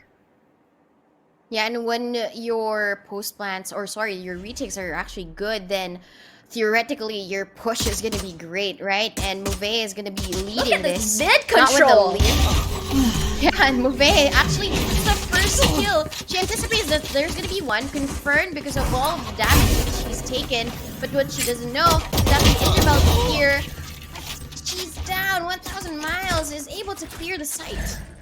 Caught with her hands on her ability jar is what happened to Interbell. Wasn't expecting that fast push as well onto site. Damn roll, that's one, but VK gonna trade out. Plant does come through as well. Snowkey only with 10 HP left. It's only VK as well as Snowkey. And Snowkey is so very low. Wish playing this close corner here. We have seen how she plays, at least with an Omen. Not as aggressive as but enough to go super aggressive. But it's gonna be VK getting her down, but 1,000 miles, 3K in a pocket. And this is exactly what they had to worry about. 1,000 miles online. That's true. I mean, she's really a player to watch out for, because it's not just going to be about the timing of her utility, but it's also the aim. Her being able to deliver those skills and just saying to the rest of her teammates, right? Okay, B is gonna be clear, so take your pick. Which side are you gonna be? Okay, Chamber, you'll go CT. Go ahead, because I already have this covered. And that's what's good about BMG and how they're playing right now. They're very positive about this. Yeah, bro. Takes down the one with a shorty. I was expecting Interbell to at least get one for that. But she wasn't expecting it to be so aggressive, at least so far out here. Yamroll is slow though, 54 HP, but for now she does get 31. Snowkey gonna bring them out, but Pranam Bridge as well gonna get one as well. This is a well situation, how the tables have One turned. enemy remaining. Sirius does get VK. Snowkey all alone, she does get that shorty. Good for one perhaps? No one's pushing through. Yes, she is! No, quite! She whiffed that, unfortunately. Pretty clean round for Black Magic, only losing Yamroll. And here's the bonus coming in from XTB. What was that round? A round full of shorties. Careful here. But still... Wait, that's an Odin! Miss Ma'am, that's an Odin! Interbell is mad. But I mean, with all of the kills that Black Magic have been getting, Oh no, right? she changed Interbell, it back. That's disappointing. Okay. I was kind of hoping it's gonna be Valentine. You can get a lot of value with the Recon as well as the Odin. Or probably she's Bomb gonna grenade out. just hide behind the Placing turret, smoke. right? And be a turret herself. Oh yeah, we've seen that before.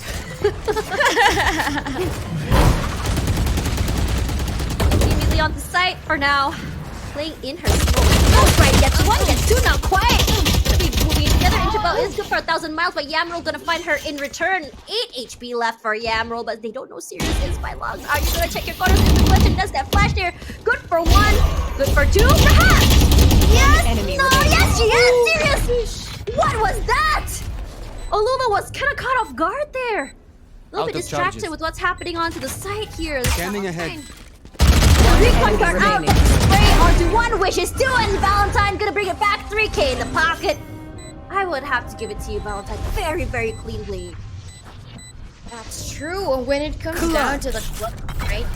A little recognition is nice Very now and then. slow. She Thank wasn't you. really moving fast because even if the time is ticking, I still have what? A lot of time to try and think things through, take the communication from my teammates, and then convert it to a win. But I mean, I would have to give it to BMG, right? They're able to take the site even with just the headhunter, even with just a ghost.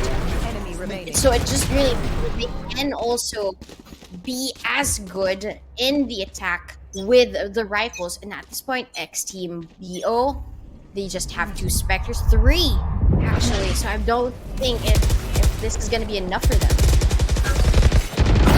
You are able to get that run and gun value if you know how to do it. Obvious. Obey, rather. Let me just clear out that owl drone. Here's Wish. They already have garden control right over here. Gonna move over the tree. Not too sure if she spotted out Valentine playing that corner there, but I don't think that's the area they do want to take that control. We're gonna push through. They do know that Valentine is there. There's so many of them over there. And for now, she is good for 1. Gonna be blinded. So many angles to play. Her teammates are watching though, but this is a scary angle as Bo3 plays underneath. Very sneaky, but very, very good. Clears out the area. For now, he does get 1 thanks to Interbell. That's the value of playing that's close angles with the Spectre, but not gonna be enough as Sirius does have a Vandal to clear her out with the spray. It's 3-on-3. Olulu is very, very low. Spike planted. Door is closed. They have to come in through heaven for now. Snooki is actually scoped out here. They're just gonna wait for those utils to go away.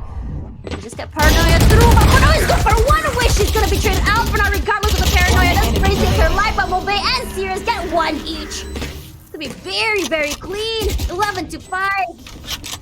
After this great match point, it's a tall hill to climb if XTB wants to come back. That's true. I mean, when it comes down to using the spray and pray of these Spectres, right? They had good intent, but it was just not enough against the rifles of the team of BMG. They knew how to use it, and even when it comes to Bo3, being able to quickly run her eye towards the left just to secure the kill, right? Because there's so much pressure if you're playing towards hell.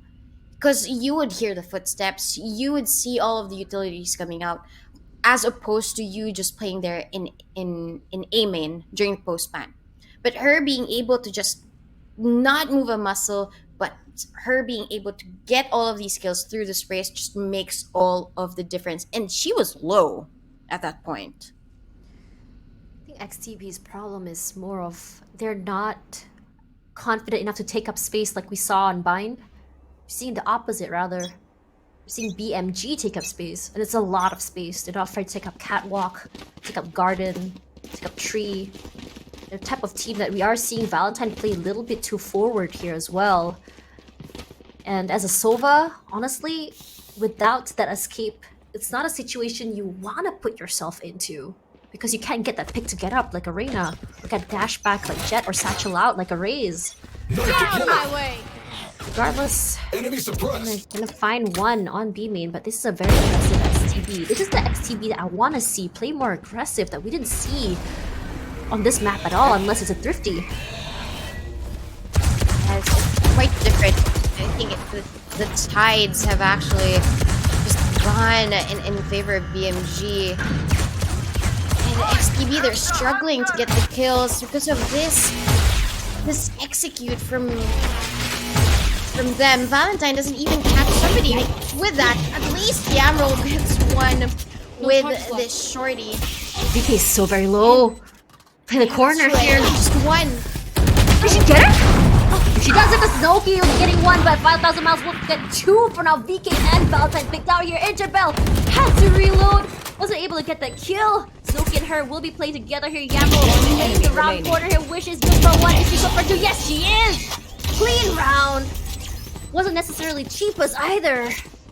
You do get the match point. But for now, XTB, they have no clue how to play this. And I feel like this aggression is a little bit too late.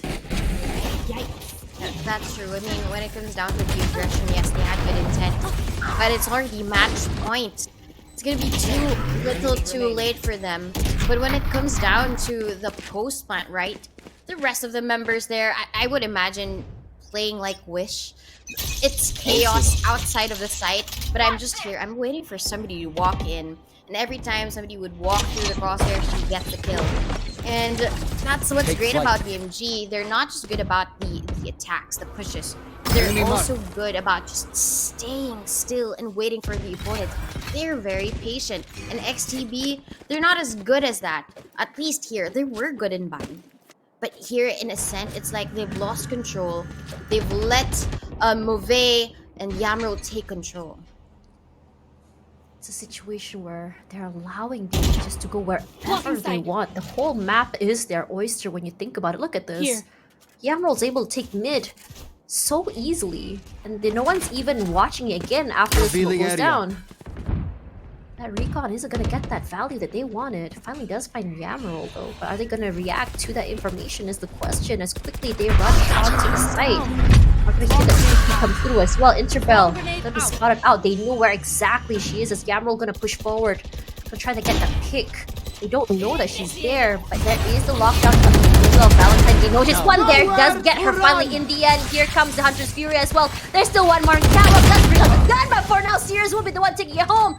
Interbell, 9 bullets in there. Is it enough? Not quite enough because Sirius will be the one with the crouch saving her, but it's beautifully done. Look at that crossfire from Black Magic, giving them 1 point, 1-1 on first series as Black Magic takes map number 2. That's what's great about Black Magic. They still don't move a muscle, but when they have to pull the trigger, they do get the win. And this is what's great about this. We were wishing for a little turn, for a little sprinkle of that powder of magic, right? And we saw it here in Ascent. Despite it not being their map pick, they showed us how it's done. Personally, I think that XTB just got read so many times by Black Magic. Again and again, we're seeing Black Magic just get that confidence back, especially at map reset as we went into round number 2. And I'm really liking this, that the idea that they are able to come back and just take the lead so many times. Not afraid to take up space, and I think that is what we wanted to see from Black Magic all the way from map 1. Now that map 2 has happened, they're awake, they're all warmed up. And this is possibly the true colors, or it's the shine coming in from Black Magic. Regardless though, I really want to say that 1,000 Miles really came online, especially on this map, but those really aggressive sort of plays really worked on how she plays with her Sova, not only with how she plays her utilities, but rather how she enables her teammates, especially Sirius and Wish. I mean, when it comes to BMG, it's like each and every one of them transformed right after Bind. After that loss, it probably is a boost of morale, saying, okay, that's just one map.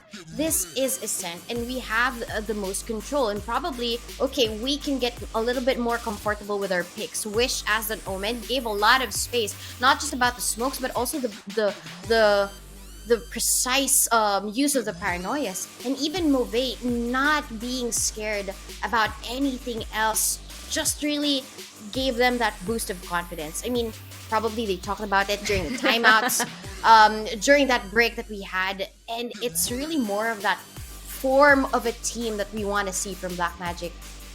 I mean, for Move, the idea, I was questioning that Reyna pick. It's not necessarily a pick that I'm very happy to see, at least in tournament-wise. But I did have the idea what they had in mind as soon as they actually did it. Allowing Move to just not only take space, but they are very, very how to say, confident with how she's able to pick, allowed them to get so many first picks, allowed them to get so much space as well.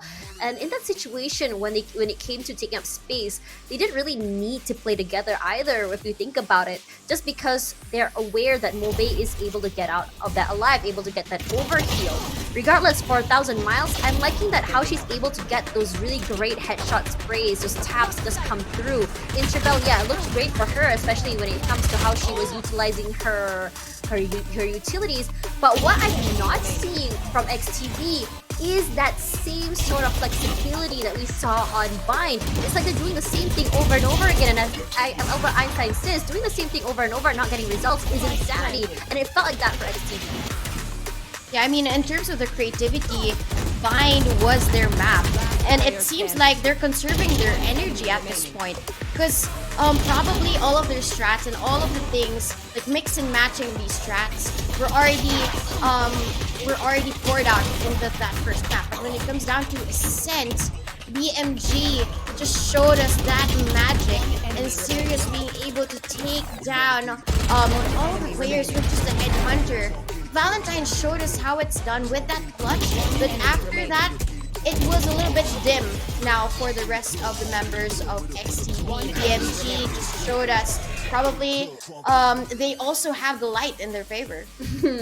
Yeah, the sprinkle of black magic is exactly what they need as black magic. We're seeing a very interesting trend here where everyone's gonna lose their map but win the enemy's pick. Regardless though, we're gonna be going on a quick break as we go into our third map. It's gonna be split. The first one we're seeing here on VCT Game Changers. Don't go anywhere, because we'll be back after this.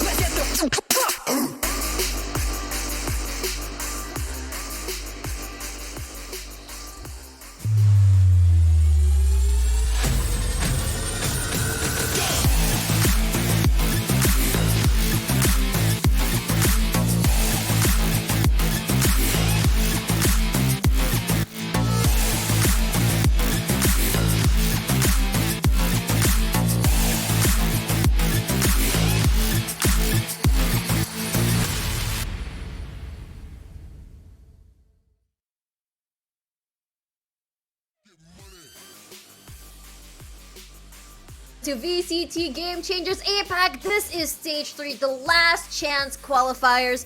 We are right now in series number 1 between two teams. X Team BO as well as Black Magic 1-1. And for now, we're going to go to map number 3, Split. What are your predictions, Donut? Well, there's a lot at stake here, and Split hasn't really been played for a long time, right? So probably there's a reason why they left Split for the taking, because they missed the map so much, and that's where they want to win. But at least at this point, X Team BO, when they showed up in Bind, it was quite a different experience. It's as if they were so confident. Their aim was pristine. Snooki got a lot of kills. But in a sense, it's as if it was a mirror. Hang on. It was not. They were facing a mirror, and Black Magic just really wanted it to win it out so that they can get to Split. And when it comes down to the team plays, to the coordination, instead of X Team BO having that, Black Magic did. So it's also a mirror in terms of the score. It was a 13-5. It was a mirror on the wall situation there if you think about it. Both of them lost their map picks. And this for Split, for Decider, this is BMG's pick, if I'm not mistaken. Sorry, BMG is on defense. So it has to be X pick. So X Team BO. So now when you look at Split, it's a lot about taking space and retaking space that's been left behind by your team. What are you gonna do to able to retain that control or pressure on the area you've taken? Which corners are you going to watch and clear? Now, we all know for this map in particular, agents that are really good, especially for this, is going to be Raze. If you look at how Boom Esports, Order, as well as Paper X played on VCT APAC, they run a double duelist. It's a very aggressive sort of situation for them where they're just they're not afraid to take up space, not afraid to play or at least duel on from how they take the site and how they use their utils as well. But for VCT Game Changers, I have yet to see a team play aggressive, at least on attack on attack for Split. We've seen it for SMG, I believe, for Fracture, but not on this map in particular. So I'm hoping for a very diverse sort of play. I'm hoping for at least both teams to get the aggression or aggressive picks that they need, because we all know that attack for this map is not the place you want to be in. So how do you turn a disadvantage into an advantage? Well, I guess it all boils down to the agents that you have to select, right? Number one, you have to be comfortable, because at least BMG, in a sense, they looked so comfortable there. Mouvet's taking up the Reyna as opposed to an initiator role just means that she can be a fragger. And when it comes down to Split, right, it's not just about the initial frags, especially when you're on attack. What's most important is for you to be able to get the first kill, because immediately the defense, however narrow the walkways are gonna be, then at least you have already taken down one that's guarding any type of space that you wanna control, right? So I guess that's number one. That's the number of first bloods that you're able to deliver, and then the second one is also the post plants. BMG, they were so good at the post plants during Ascent. X Team BO, it's as if that they were over eager at most of the rounds that they were able to take down their opponents, but they were proven otherwise. Black Magic had better aim in Ascent, they had better stats. It was just really a mirror. So now that they have shattered the mirror, because we're going to game number 3, what else can we expect though? On the defense, you would really want to see those normal selections. You would want to go for the either Sage or even, as you mentioned, the Raze. As we go into this map in particular, I think we've seen Envious from SMG play her, I believe it was Omen for this map, if I'm not mistaken. Yeah, I'm really liking Omen. her signature Omen is very aggressive. It's very fun to see. But as for the side of, I believe it was from earlier when we saw their Omen, we didn't see that aggressive sort of Omen. It was more team play Omen. There's always two types of Omen players, and personally for me, I really like aggressive Omens. That's what's so great about having players who are duelists go on these sort of agents, how they use it. For now, I'm really liking how Sirius is going for the Sage. The Sage can give a lot of utility, can give that revival, the survivability for heals, as well as that post-plant wall, or rather defensive wall if they want to as well. But on the other side, we're not seeing a Sage on the side of Black Magic. It's very aggressive sort of lineup from them. And from what I gather from their lineup, is that we can actually expect a very aggressive sort of gameplay coming in from X Team BO just because of Olulu being on that breach. Especially on this map, breach can be very annoying. Clears out those corners, those flashes can be really, really irritating. The aftershock as well. And on top of that, the ultimate is especially gonna just make it so hard for the plant or the defuse. And even when it comes down to the use of the Astra, right? The combination of pink shells and that gravity well can be such a sore for you to try and counter. And even the Sage wall actually on the defense, especially if you're on the pistol round, you'll use up all of your bullets for you to be able to take the wall down. Double controller coming from XTB is something very similar that I've seen to Fancy United. Now the idea of what they have this from Valentine is that to cover the cracks from the nerf from Astra, but they don't know that Yam was in the backside there. Does get VK, gonna be saved by that smoke. Sirius does get Olulu as well. Isabel is gonna get the pick, but only 42 HP left. Now he is out of gas. We do get the spike down. Is Yam roll gonna be trying to go on to here? 2 on 4. Yam roll gets 1, but Yam roll already gets 3 in her pocket. One more to worry about. Valentine! She's good for 1. I'm not sure she's good for 2. 1,000 miles! Gonna put her in a pocket and say, have a nice day. Yep, a great day to you. Because at least they anticipated that push, right? I mean, towards heaven is somewhere that you would want to cover. And Yamro was just waiting for them. The advantage of getting those first kills, as I mentioned, will give you all of the favor. And at that point, Valentine also came from a late rotation, and the spike was already half diffused. So even if she had something that she could do, she's also low. So I guess it's at that point it's gonna be about the timing. But this is actually something surprising. X Team B bought up. I really want to force and get that value. Tactics is a good thing because VK does get the pick, but they don't like Bo3 is over there. Bo3 is good for 1. But you see Sirius and is coming back, but Sirius does go 1 down eventually. So it's trade on trade, still 3 on 3, but XTB is pretty low here. Immediately gonna take that space onto ropes and going straight onto heaven and into B. They don't realize there's 1,000 miles over there. 1,000 miles does get concussed, but they are so very low. Gonna jump down. Valentine is waiting. They do wait for her in the backside there. The plant does happen regardless. Valentine is still very, very healthy. She can play those aggressive angles she wants to. On the top side there is Wish. Wish, do you realize there's someone over there in hell? I'm gonna clear out male first as Bo3 gonna be taking in from B main here. Quietly but surely, she's not gonna check and throw out the utils. Let's pick 1 Bo3 for 3. Only gonna be VK for now. Gonna play a bit of a ring around the rosy. Just waste some time. 15 HP left. There is the stick coming through. VK gonna still go out and she does win it! And that's the value from the force buy. Expensive, but I do get 1-1. Yeah, at least this is a round, and it leaves BMG with what? Sheriffs to work with. Probably a frenzy, because they're so good at that. But at this point, the timing was there for Valentine. Even if the team of of BMG, they're very happy and they're very healthy. Bo3 was able to take down 2 members not facing away from her, because who would expect a Sky to be flanking that long? But at that point, BMG, they have to also reconsider their options because XTB, they've already bought up. Concealment! Okay, liking the fact that Bo3 is playing aggressive as 1,000 miles gonna get the value from that gun that she has. Sheriff is, but Bo3 gonna play through the smoke.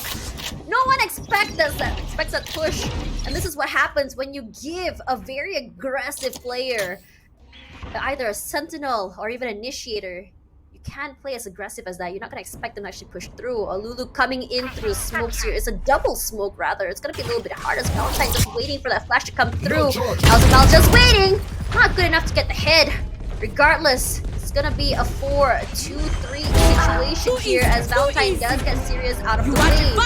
Gonna immediately get that cosmic divide in as well as Yamroll gonna push through with the shorties. Immediately gets VK. Not a great time there as Valentine does find Yamroll in return. Just gonna wait here, playing from CT rather instead of just forcing it onto the site.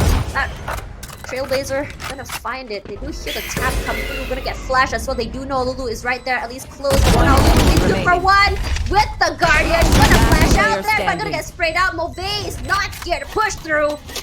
But Mauvais, she has no clue where exactly Valentine is. Gonna try and stick it. Valentine's so very quiet from the top. She does fire in the end. Mauvais is online. That's a 3K in the pocket. Mauvais is on fire. My gosh. Well, we've seen her confidence as the rain, and now she's the sky. Sheesh. I mean, when it comes down to the support that she's able to give her teammate, right? Pushing forward together with Wish, but choosing her battles, pushing forward as the flash actually connects. And that smoke actually from Valentine just confused her, but she was set on her goal. She was looking forward to defusing it whole, but she heard the footsteps. It was actually Valentine giving that information away. That's why they lost that round. One thing that's great about XTV is the fact that they're still able to get onto site as an attacker. But one thing about BMG that's really great is that they're so confident in their retakes. And now, well, look how the tables have turned! Miles will be getting the first blood onto VK. Speaking of that, now the one on Eco will be XTV. It's whoa, crispy coming in from Olulu. It's a very interesting situation when you see these players play very different on Eco. But now it's gonna be Yamroll getting a little bit of a kick there, at least some damage. Yamroll had to give away that space. 69 HP, has to move away, if not she would go down to that aftershock. Wish you're pushing through that smoke. Doesn't matter about the decay, but for now it's the Wish that comes up on top regardless of the decay because Interbell just wasn't fast enough. And a quick reposition though. Wish gets 1 in heaven, so they might think that there will be nobody there in A. But Wish, perfect timing to get 2 in Yamroll to finish it off. That was just mind games applied for Wish. Okay, I got 1 kill, reposition. Okay, and then the rest of the members of X Team BO thought site's probably clear, guys, but no, surprise, surprise, Wish is gonna be there. It's always a different mindset when you see players on Eco, but how careful they are, especially as they approach it. The fact that Wish was able to just play off that and immediately gonna see Yamroll play off that information as well does give a lot of value as well. It's looking great from BMG, but look at this aggressive area here from Yamroll. She does actually put the dash on, but gonna be smoked out rather. They push forward actually! Nearly hits that. Misses, takes a little bit of chip damage, just easily repositions. It doesn't matter. There's gonna be a star just to move her out of the way. She's exactly the backup side there. You are gonna see seeing and null command as well as the Rolling Thunder come through. She is good for 1. It's gonna be Beacon that goes down, but Snowkey will be the one who takes Yamroll down. That's the op out of the way. Should be no problem to revive, but Snowkey does get to Olulu back in the game to bring BK in. Sprays come through. Valentine does take some chip damage. There is the op for them to play with. For now, Valentine gonna be using her utils, but VK was a bit faster. Catches Wish with her utilities in hand. Guts splashed out right now. VK has to wait it out. They know there's someone on CT area, and that knife is gonna find out Miles. So she's not able to use the paranoia. Has to wait. Oh, Thomas with a headshot from Olulu. Beautiful, beautiful crossfire. And that's Olulu with 2 in the pocket. And this aggression coming in from XTV is what they needed for their morale. That was a flawless round as well. I mean, 1 was taken down as VK, but still being able to decide, okay, we need you for this round, because it's not just going to be the null command, but it's also the bodies that we need. Immediate 1, and just an easy decision. Even if it was open, it means that the team of XTB, they're decisive. They might have lost these rounds, but them being able to take them down 1 by 1 and in such fast and in a quick way, that that's just really great showing from XTB, BMG. They have to be careful about this. Valentine is ready for 1,000 miles to peak. It was dry. There was never ever even a paranoia sent through. It was more of like just trying to get information. They were expecting her to be there with an op. Regardless, I think the problem is they know that it's not that way, but it's gonna be Interbell and Snowkey. 1H with Wish and Move. It's gonna be a little bit hard without that information. Yes, Yamo gonna play inside. Had to reposition Interbell already on the site. Valentine gonna be placing it. The spike very open. It's gonna be really easy for them to at least play off this because they're able to actually prep for that post plant. But they do know it's an eco. More what I'm worried about, at least for XTB, is the fact that they're gonna be caught off guard here by Sirius. Sirius for 2! Sirius does get the gun, but it's gonna be Valentine with the wall bang. It's gonna be 3-3 right now. This looks real good for them. But what I'm worried about XTB is the requirement for their win was those 2 ultimates from 2 rounds ago. I thought that the round was done already, at least for Sirius. But when she got that double headshot, she proves me wrong here and getting the second actually so quick. And her being able to like get on with another kill and reposition that way. But I mean, it's gonna be Valentine taking these kills when their opponents are off guard. I mean, Black Magic, when it comes down to the information, right? They don't have that much. They only have, at least when you're trying to peek out, right? I mean, Move has the guiding light available for her, but for the rest of the team members, it's gonna be a turret for Wish. But mostly, she is guarding that A site. And 1,000 miles, they want to be able to get early information so that they have early control. But X Team BO, they're the ones giving it to them. I think personally, for BMG, that try pick earlier, I think was mostly because they're able to play aggressive. I think it might be a little bit of overheat because they know that they're able to get those early picks. They were expecting at least Valentine with an op there. Valentine just got very lucky with that. Or maybe because I think what was the idea from 1,000 miles is that I'm just going to try and get information. I don't hear any sound, so it might be likely they're going A, so I'm going to push out and try and lurk. Gets punished for it. So this is the change in pace that I was really expecting for XTB, at least from Ascent, and we weren't seeing that. They have adapted here in Split. And Interbell, she's been doing this for quite a while now, and Wish is anticipating every push. And even Yamro is actually ready for that push, but she just doesn't move a muscle. She wants to regroup with the rest of the teammates. Yamro, she loves playing those aggressive corners. She gets a lot of value out of it as well. Even with a shorty, that's what makes her really, really scary, especially on Eco. I don't know if they realize that there is someone playing that corner there. It's really quiet. Look at XTB, they have full control of at least ropes. Heaven as well. They have full mid control, but coming through, Yamro will be the one who got the opening, but Interbell will be trading out with her, and that's really good because they need Interbell for that full plant. It's just going to be taking up Heaven. They realize that VK is on the side. That's the reason why they're able to push out. Regardless, here comes the Cosmic Divide, but there is actually the lockdown as well. It's a very sticky situation, but that lockdown isn't going to be doing anything because it's going to be destroyed. There is also another ultimate coming through, and that will be the Viper's Pit, and that's going to be really annoying to deal with as Interbell playing outside here. If Wish pushes through, it's going to be very dangerous as Interbell will be the first one to open it, but Valentine just finds Sirius. In return, Valentine going to go down by 1,000 miles. 1,000 miles, what are you going to do? How are you going to counter this? VK play that corner in the back. Move going to be trading it out. No one's leaving the Viper's Nest. It is Interbell's world, but can she find her? Interbell just radius flies out the gun bear. It's an easy PK for her, but still, it is still a double ultimate. Yeah, double ultimate used there. First is the Cosmic Divide from Valentine, trying to secure them that site. A lockdown as well in response, but immediately destroyed there. But at least to be able to secure the round, the Viper's Pit as a finishing touch, and that gave them all of the advantage here. Interbell spotting out Move and keeping her from another clutch happening.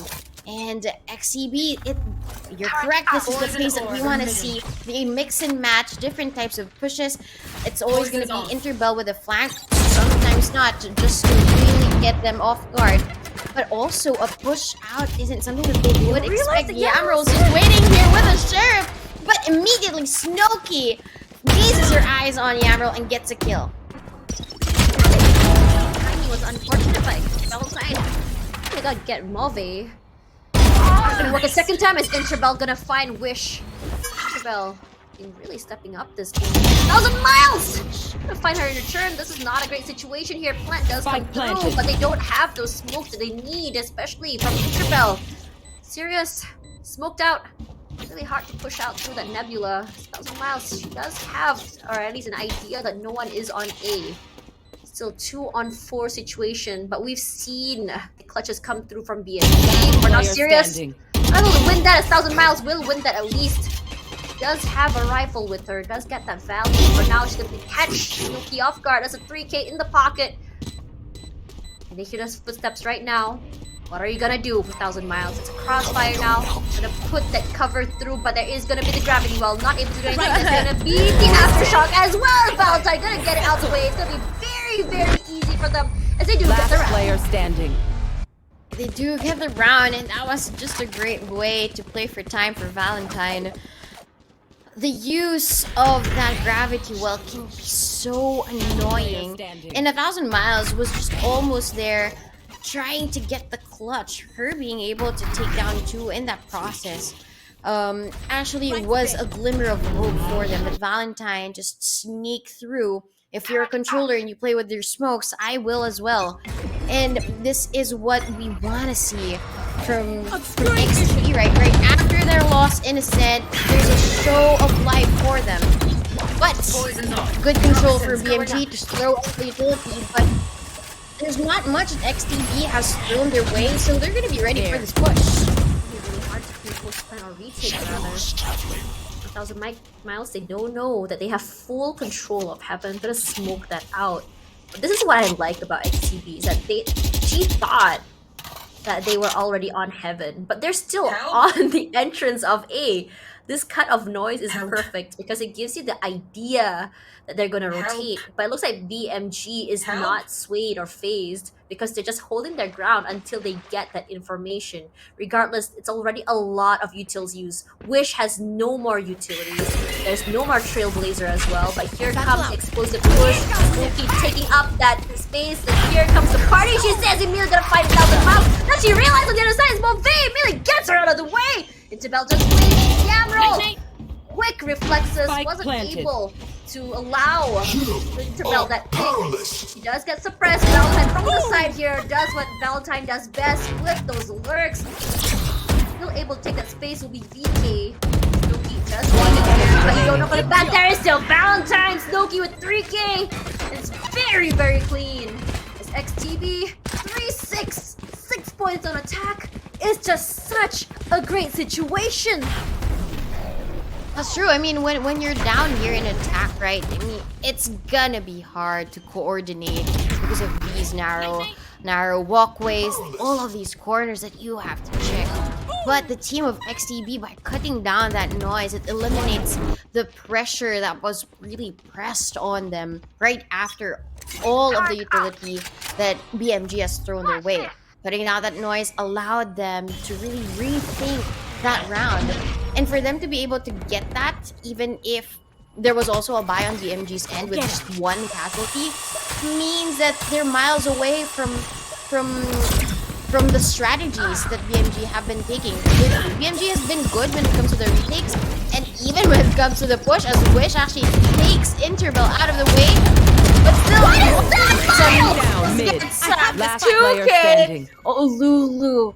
However, gets a quick trade, but it's down to Valentine. She is all alone. What was a round? The round earlier was just so good that now we're left with 1. Out of the target. This is a very interesting situation. Concealment. Both teams seem to really excel when it comes to those thrifties. They were on a thrifty, at least for BMG. They didn't have... not everyone had guns, if you think about it. And I think the Yeah, I idea mean- that they're playing aggressive, they punish them.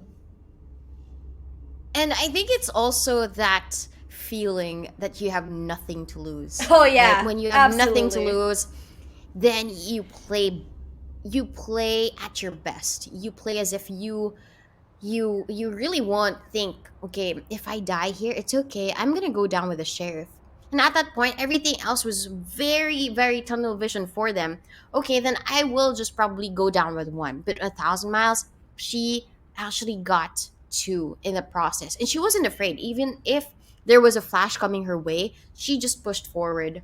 And the assistance that Sirius is given just brought that miles away of the difference, even if X Teambo actually had a full buy. I think what's great about this timeout from X Team BO is the fact that they needed to stop any momentum coming through from BMG.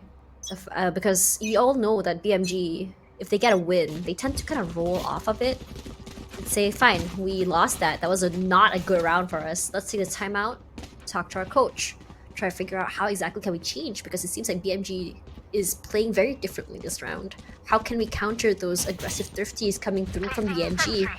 Because they were really caught off guard. They thought they could win in terms of gun diff, but that's not really a situation that you want to be in, because we've seen so many good thrifties, especially with the sheriff in hand. Regardless, Definitely. BMG has been winning a lot of these thrifties. I think all throughout the series, they've already won 4. Opposed to X Team BO. It's so crazy how they hit those 8 shots when you think about it. It's just a whole other level. And now all of Split knows they're here. They don't know how many, but here's the cost of the fight, as well as the combination of the Rolling Thunder takes up so much space. XTB loves this combination. Look at that, immediately getting their duelist out of the way is an ideal situation.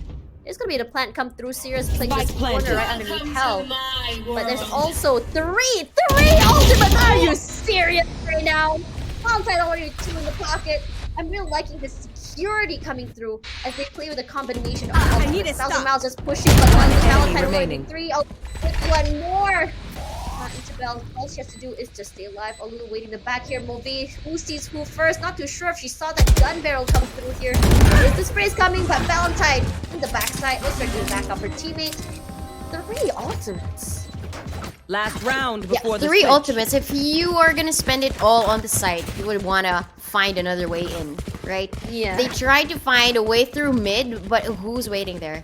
Valentine. She got 3 kills just by waiting there in mid, and as you mentioned, she's been so good with these lurks. And it's not just about the timing, it's her patience. Her just waiting for other people, because she knows I already used my Cosmic Divide there in B. There's a Viper Spit waiting for them by in CT. So where else would they go? They would probably look for another way in. I will be here waiting for them. Let's talk about that for Joseph Valentine. I think because her utils are more global, she doesn't feel like she has to play so close to the team. That allows her so much space to roam and catch people off guard. Regardless, it's a very deep wall and really taken down. They're out with the fragment, but they say, okay, forget heaven. Let's take control of ropes and onto a heaven. The problem is they don't know or have any information of who is waiting up there. Sirius playing a little bit behind. I think it's a great way. So we all know that Sirius tends to get those headshots if she needs to. The type of sound, it's hard for them to really have an idea where they're going, especially since they have full control of mid and then going up together. Cautious Yamro on guard. Spike down A. We'll bring it down. Mobit gets Valentine in return. Olulu on the side, 64 HP. He's coming from the side here, doesn't win it. Sirius gonna revive 1,000 miles of wish. Good by Interpel. Straight through. Here comes the lockdown as well. Sirius does get Olulu in the end. Clean round, I have to say. Great way to end this round. Definitely great way as well to end the half, right? When it comes down to BMG and how they would play, they're Switching so sides. good when it comes to the retakes when they have the best of their utilities. I haven't really seen any of the stew orbs come into play during the retakes, right? but it was also Wish's gut to push forward for them to be able to take down two. It was a surprise for them. Actually, I saw there was a ping from Olulu to try and tell the rest of the members that okay, probably we have to cover this part of this part of the map. It was CT, but then it was good intuition for Olulu to give them that warning, but it wasn't watched. Wish just came in and get the immediate 2K, leaving Olulu all alone. And she was planting the spike. You have to give your spike planter coverage, because that's gonna be a big downfall for you guys. Especially that would have been already a 4-round deficit, at least for this round. But no, it was just down to 2, a 7-5 as we ended. Personally, I'm actually surprised that they're able to get this many rounds on attack with a double controller comp. Honestly, I thought that their comp was more made for defense, but the way they played is just very interesting. How they were able to use these utils in a more aggressive manner. They knew that this, especially because they have Interbell, so what she does with the utils is she would use those smokes in a way that doesn't allow them to play aggressive or push forward to them, and instead punish them for that as well. But we are seeing that sort of response coming in from Black Magic. But in a lot of situations, because of how many utils they have, it's really hard to get those picks. And I think the idea that BMG had was that we're going to play W gaming like what we see on VCT APAC, like what you usually see from how Indonesian teams and MYSG teams play. But because of that double controller situation, it didn't allow them that. It really shut them down. And even for defense, it's really hard to do anything. It's really hard to flank. When you have Valentine waiting in the back, you would think like maybe a flanker would be great. An anti-flank or anti-lurk like a Killjoy or even a Chamber is what you would be expecting. But no, it's an Astra. And the idea that it's going to be an Astra as well as a Viper is a very interesting one. So an Astra, we all know that she got nerfed and her Nebula isn't as big. So how do you counter or cover those holes? Put in a Viper. Yeah, I mean, the Toxin screen gave them a lot of coverage. When it comes down to the attack, I think the biggest advantage that they had was the coverage that they are able to put in every time they would push. Because at least the Nebula would cover CT, and then as well as Heaven. But that extra layer of seal is that Toxin screen really preventing them to push out because of that decay that they're able to put in. So, at least that is really the advantage of the Viper pick, and also the ability for her to sliver through the sites undetected because of that Toxin screen. But they use it by mixing and matching. It's not going to be always the same default that the Viper does. So I'm expecting the same case in the defense. Look at this. They're just trying to get that mid control, immediately just gonna smoke off the area, but it's a great one-way at least on B main. Snooki playing this close area here. Not gonna get any value from that, but for now, quickly gonna find Olulu as well as Snooki gonna get one Snooki with remaining. 2, but Sirius gonna find Spike Interbell down in mid. the end, VK as well. What a great trade on trade on trade! That's Sirius left right now. 2 versus 1. Where is the spike? It is mid. Sirius has to go forward here. Has to pick it up. Gonna get flashed. Gonna run for her life right now. But 2 people swinging out. What can you do? VK gonna seal this round. And I have to say, I'm really liking that use of utils coming in from XTV. I mean, that flash was just so good. It was thrown so wide that you couldn't really anti-flash, at least in the perspective of a Sirius, right? So you couldn't really dodge it, so it was inevitable for you to die. But there was a form of escape. But still, the follow-through with Valentine as well was just really what kept them winning. What kept them to win that pistol round. And it's so important to win the pistol round in defense, right? Because it gets the ball rolling. It turns everything the weight of favor for you. Did she miss her poison Right there. orb? Not too sure what happened there. Snake bite. Not gonna allow them that space. Regardless, Interbell's still waiting here. You do just have to wait for her smokes to come back up. Sirius playing it real quiet here, trying to push forward. They do have 2 eyes here onto B main. have no clue where exactly all the members of XTB is gonna be. In their time here, ooh, timing is very important. They do spot out each other. For now, they back off. Just waiting, gonna run into each other! Yamroll! Why did you run into the crosshair like that? For now, you're gonna get one, she's for 2, yes, Spike she down is! B. Spray and pray is the name of the game here, especially with that, but with the flash as well. It's gonna be very, very clean and flawless. Great second round for XTB as they go up to a 9. For now, the bonus comes through for BMG. How exactly gonna be dealing with that? I mean, when it comes down to these close corners, right? We all know XTB to really keep those. We've seen them win a shorty round, or at least attempt to get the exits through the shorties. Now that they have these close fights available to them, and they can just wait for Black Magic to walk through.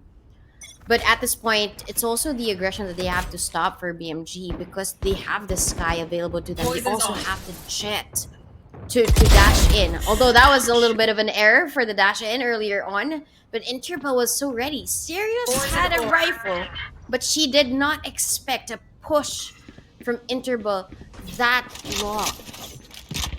The confidence coming in, I think, for them.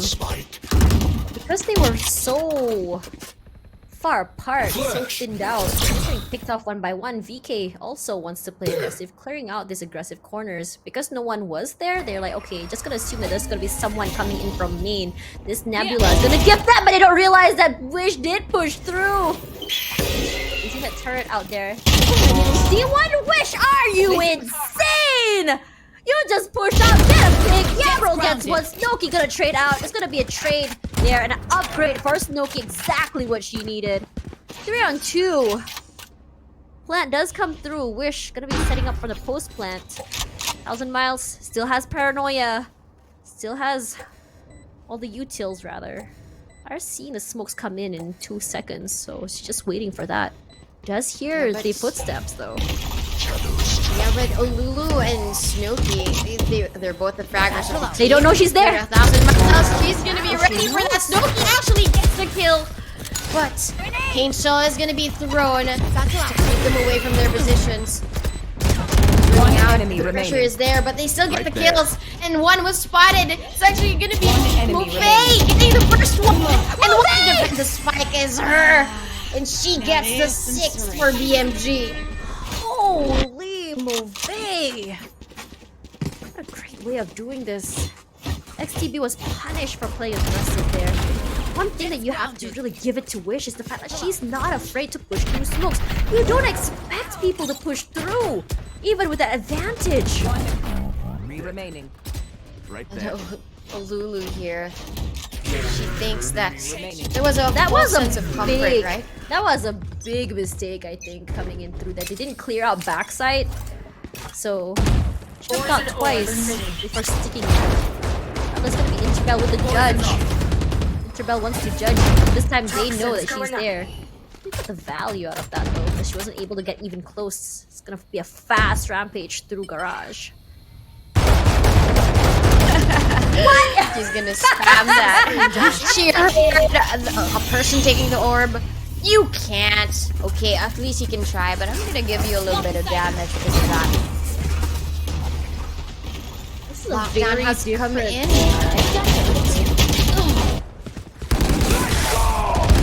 Here comes the Rolling Thunder as well for now. Lulu does get one more. So 3 get a pocket. The judge does get the value. Clean. Losing Snowki in the process. That was just a great round. I mean, Interbell, the reason why she bought up that judge is because she didn't really have that much money enough. I mean, she didn't have that much money in her bank.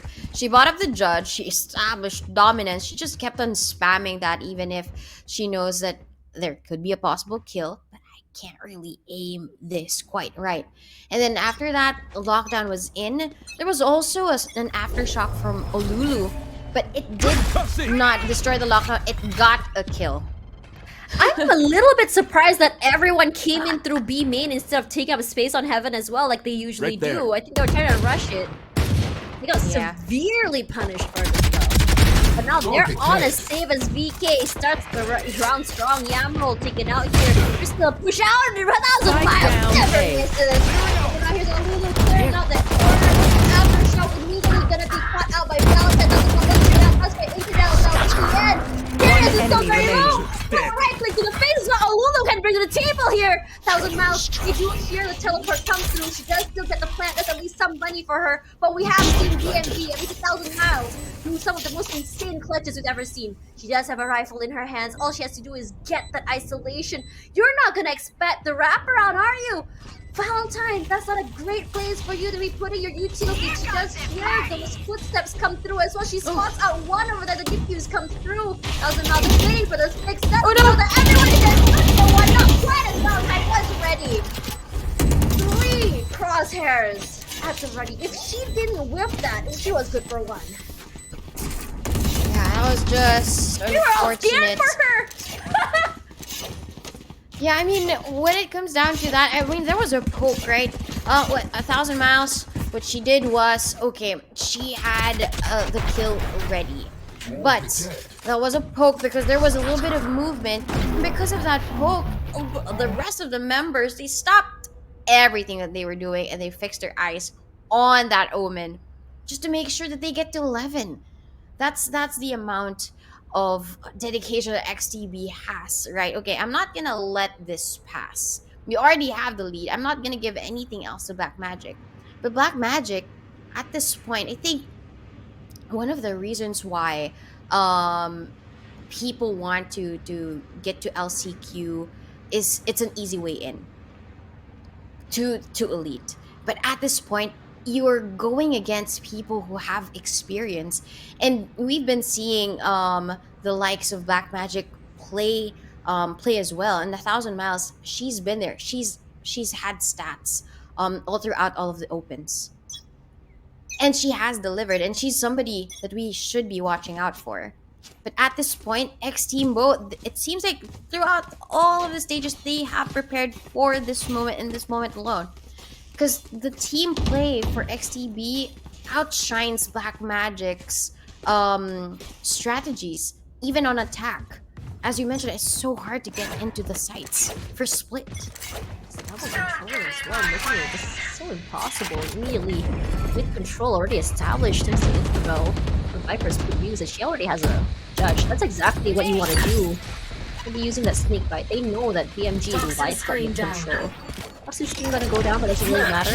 Also, 3,000 miles is good for Interbell. That's the Viper's pit down, exactly what they needed. Not quite sure what happened there. Snooki is ready.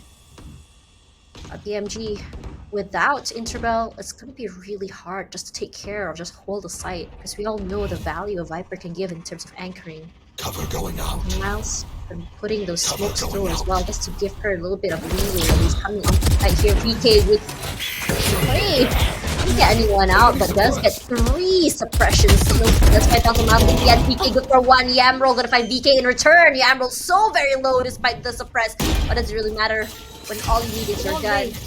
Fall through, not allowing anyone to come in through CT. Wish is already watching the main. Mave gonna be brought back into the game here. Snooki gonna come through. Not quite seeing anyone just checking information. I've got your trail. Inside of Garage. Flash does come through as well. They will follow through. There is gonna be the Seekers as well, but it's gonna get destroyed.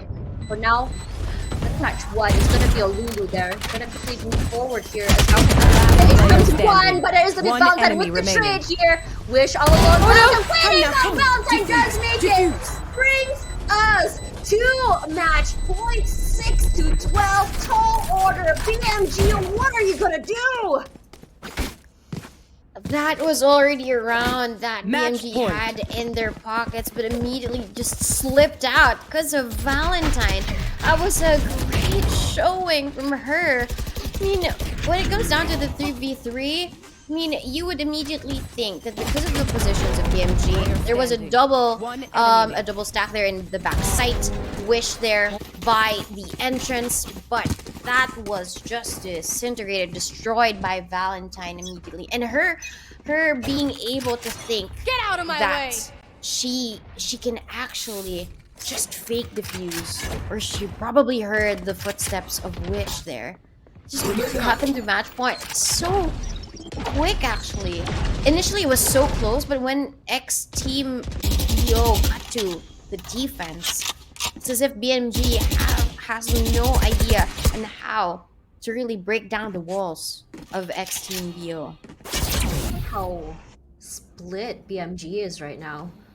Just trying to get some information, but that's what's so great about XTB. The information denial is just so real because of the utilities they have. They, even with the Trailblazer, can't really quite catch out VK all the way inside of ropes there. Regardless, just trying to do what XTB does. Some noise, cut it off. VK, they know that there's someone in here, but not quite how many. I think I'm gonna wall it off.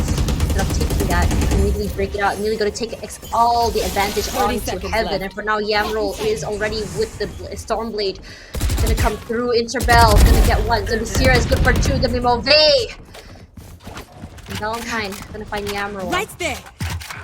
They really want to make sure they can get this game down. Time is running out. remaining. Wish gonna be caught out. That's 3K for Interbell. Gonna be the first as well. 1,000 miles. What he's gonna do is a 1-on-5. Wish comes through. She's good for one. All of them gonna trade out. Defenders 36 to 13. And for now, the first series of the day goes to XTBO. That was such a great victory. The team of Black Magic had everything in their pockets when it comes to the utilities in terms of the push that was just broken down by the team of X Team BO. I was actually waiting for the retake to happen because they had 3 ultimates online prepped for this victory, but they did not even let the plant down. They stopped everything from Black Magic taking on aggression, from Black Magic just taking that space from heaven, an immediate shutdown as well. And it was just so funny. One person remaining. Let's roll out the rolling thunder like a carpet and make sure that we get this win. You don't want to let 1,000 miles or even any members of BMG any breathing space. They've gotten some really insane clutches. We've seen 1,000 miles do it. We've seen Wish do it. We've seen Yamroll do it. So don't take anything for granted and just make sure to secure the round, because we all know what happens on split is that if you steamroll, you will not stop. It's a very momentum heavy map, and I'm really liking the comp as well as how XTB actually use their utils as well as ultimates. They like this sort of like mix and match, like you mentioned, like how they can mix 2 ultimates together or how they can mix 2 utilities together. Really loving it. But for now, for XTB, it's gonna be Valentine up there on the MVP, and honestly not surprised. Great map control, great use of utilities as well as flanks and lurks makes her one of a very scary players to look out for in VCT APAC LCQ game changers. Yeah, definitely. And when it comes down to the flexibility as well, we've seen her play the Sova. We've also seen her play the Chamber. But now as the Astra, we really now know her strength. It's being able to provide coverage for the team, even at that laid back terms, right? She played that Sova well in Ascent, but it was too far away. But now with global coverage, as you mentioned, with the Astra in astral form, you can probably do anything and everything. And that's what we saw from them. And X Team BO with 15k worth of damage. This is actually the highest that we've seen them get in a map. And BMG, they're always going to be precise in terms of the gunplay with 23.4%, but I mean, when it comes to X Team BO, that's the reason why there's team and their team name. They really would want to play together, and they're a team to definitely watch out for, because this is the first time that we're seeing them play all together. First showing in the playoffs, and definitely somebody that the team should actually fear. I'm really liking how they play. It's a very new dynamic we've seen here in Game Changers. Have not seen a double controller just yet, I believe. And it's a whole new different take when you think about it. So let's have a look at the replays here. Now, when you look at Yamroll, I actually kind of feel sorry for her. Just because that we're seeing her getting shut down over and over again. She's not able to do what a Jet does. Those utilities coming in from XTBO is kind of shutting her down. How are you supposed to dash onto site as a Jet to take up space when you can't see where everyone is? You have no clue where the crossfire is gonna be. And that's gonna be the challenge, right? Yamroll did all of her best, even Sirius in these situations with the stellar aim, but Snowkey as well has a response. There's always going to be a response. You can wish here. This was a round that was definitely XTB's. The BMG, they take it away from them. But when it came down to XTB on defense, there was a lot that they had to climb. There were wins from BMG, but the defense, if it's so solid, your attack is going to be weak in the knees. And that's what we saw, at least for first split. It's just really so funny because the balance is there. Bind was really very in favor of XTBO. Ascent was Black Magic's, but Split could be anybody's game. But the defense was just so strong for XTBO. So it's gonna be a 2-1 here, at least for this series number 1. But next match is gonna be coming right up, so don't go anywhere because more Valor is coming up, and I think this is gonna be a very good series.